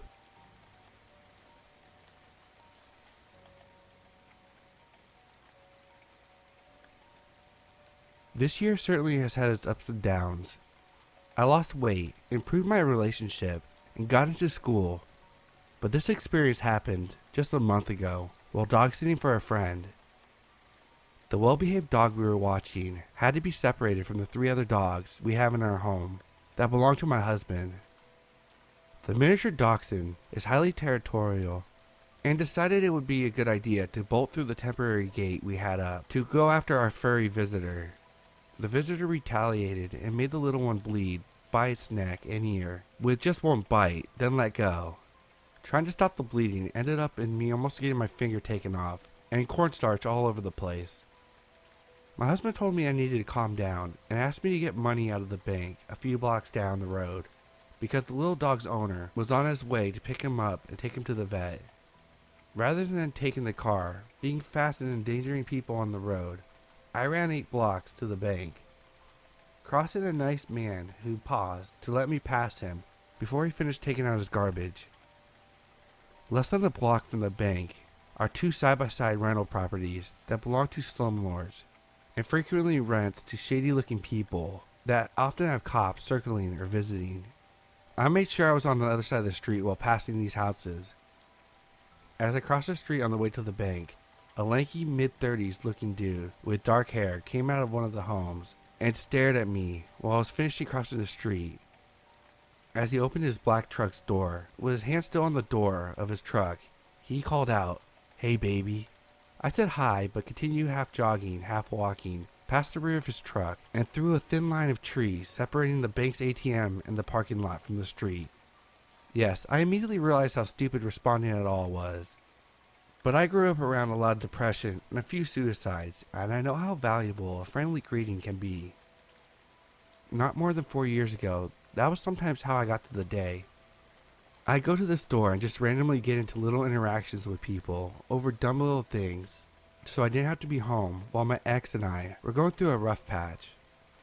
Since I dressed plain, most of the people thought I worked there because I had a cart with a few things. Anyways, I got to the bank. My husband called to ask where I was. This is the moment when we also found out that we had faulty locks that lock itself if the door is shut too hard, and my husband had given me the keys with the intent of me taking the car. Having handed me the keys, he couldn't get back inside. My first instinct was to turn around and give him the keys back. It was at this time that I see the man back up his truck to watch me through the balding trees. I promptly turn around and am finishing getting the money for the dog.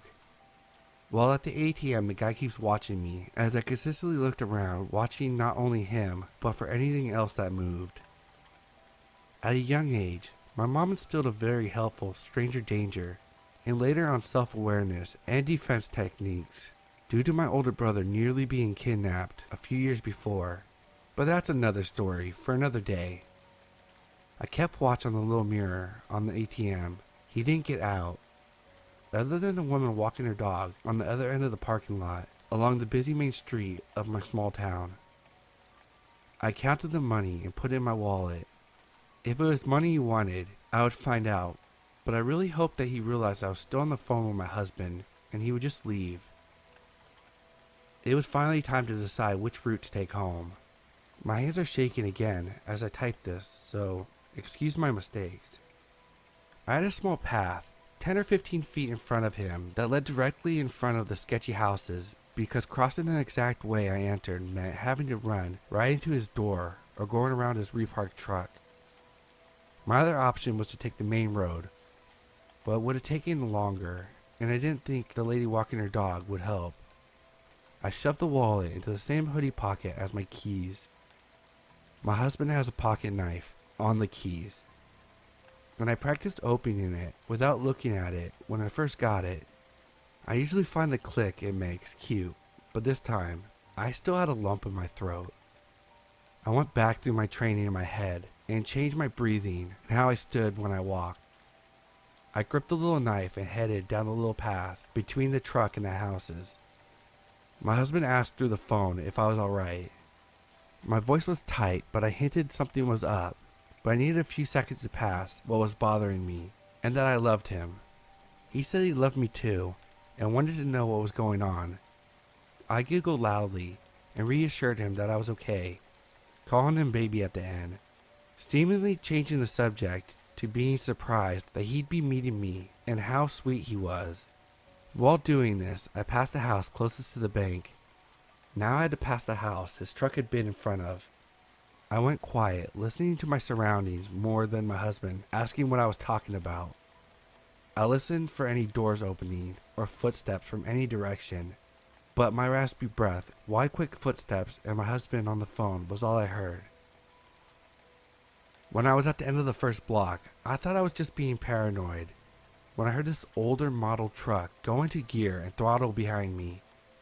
I thought to myself, he's just going on his way. He will just pass, and I can explain to my husband that I'm just overly cautious. I start telling him in a lower tone that I was aware of a vehicle that watched me get money from the ATM. He starts asking for the license plate, which I normally would pay attention to, but I was busy at the time, and I would have seen the plate, but I was looking at the driver. As I looked before crossing the street and looked over my shoulder, he was staring at me. I waved him on to drive through the crosswalk in front of me. He simply pointed to the same direction I was going, but kept pace with me until the end of the next block.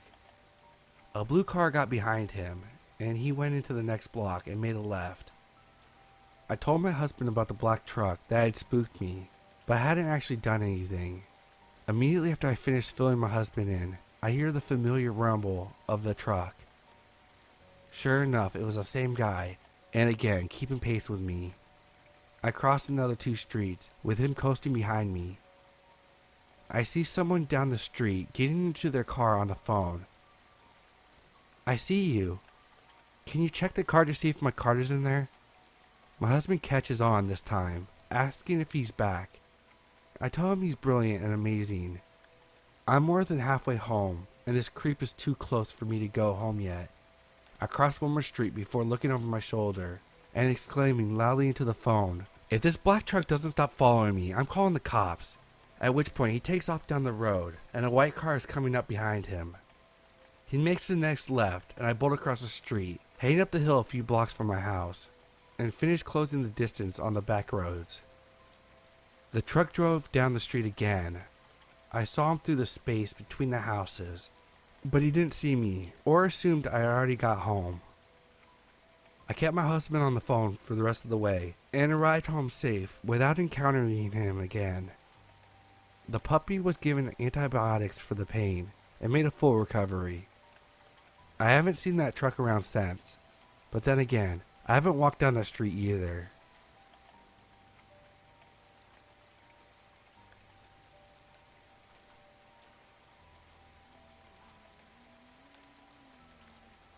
To start this off, I'm a 19-year-old female, and my friend is 18 and also female.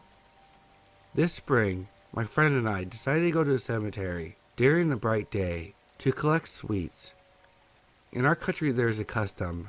After Easter, many people go clean the graves of their deceased relatives, and to honor the memory of them, we put sweets and other products. Other people can come to the cemetery and just pick up what lies on the graves, and thus also honor the memory of these people. That is what me and my friend decided to do. And about a half hour passed without any trouble. All of a sudden we see a quite drunk man, somewhere around his 60s or 70s, which was heading in our direction. He said he couldn't find his bike, and had a bag of candy we assumed he had stolen.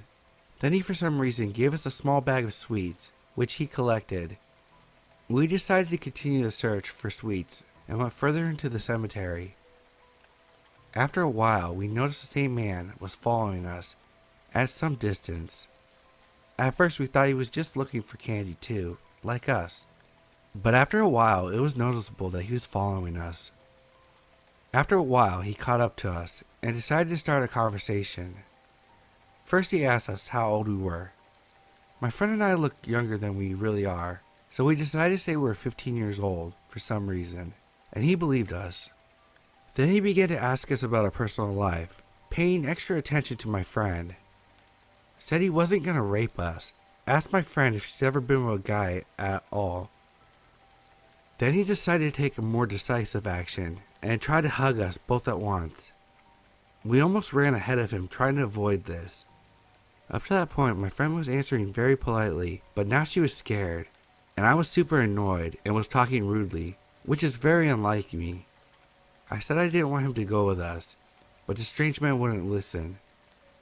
Fortunately, he saw someone that he knew and went with them.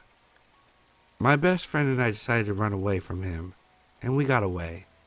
We walked around the cemetery again for a while, constantly looking around, but never saw him again.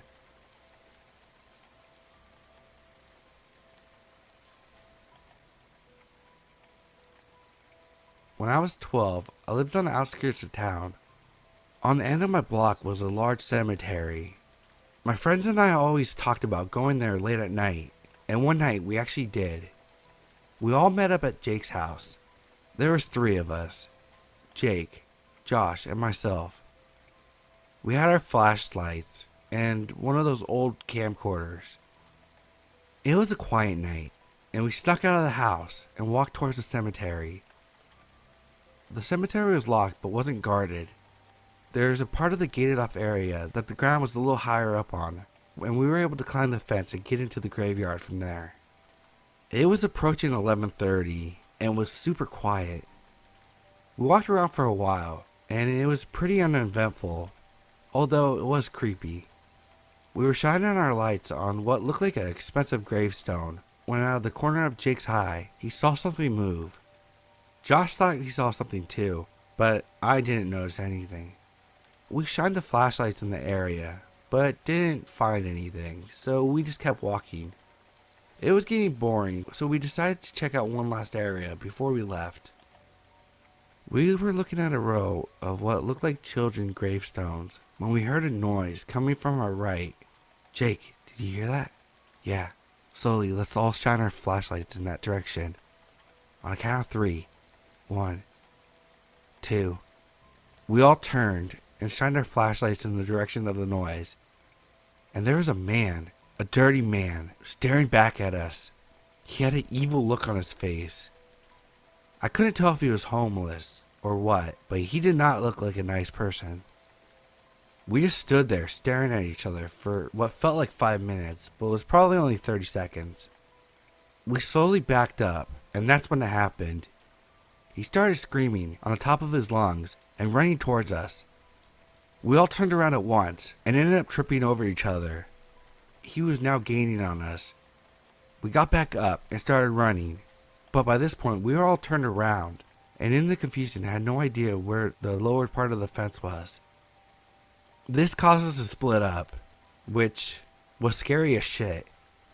It's roughly 20 minutes after we ran from him and split up when I hear Jake scream. It sounded like it was coming from the other end of the cemetery. All of a sudden I see Josh bolting it in that direction with something in his hand, so I follow suit. We run over to the screams, and the man is dragging Jake by the leg, pulling him, as Jake screams on top of his lungs, grabbing at everything. Just when we reached them, Josh swung something and hit the crazy man.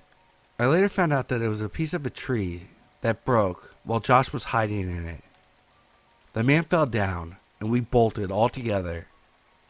At that point, Josh knew where we needed to go, so we followed him and got to the fence and jumped over. We ran back to my house, snuck in the window, and locked it. We don't know what the man wanted, or who he even was, but we're never going by the cemetery ever again, even if we have to take the long way to school.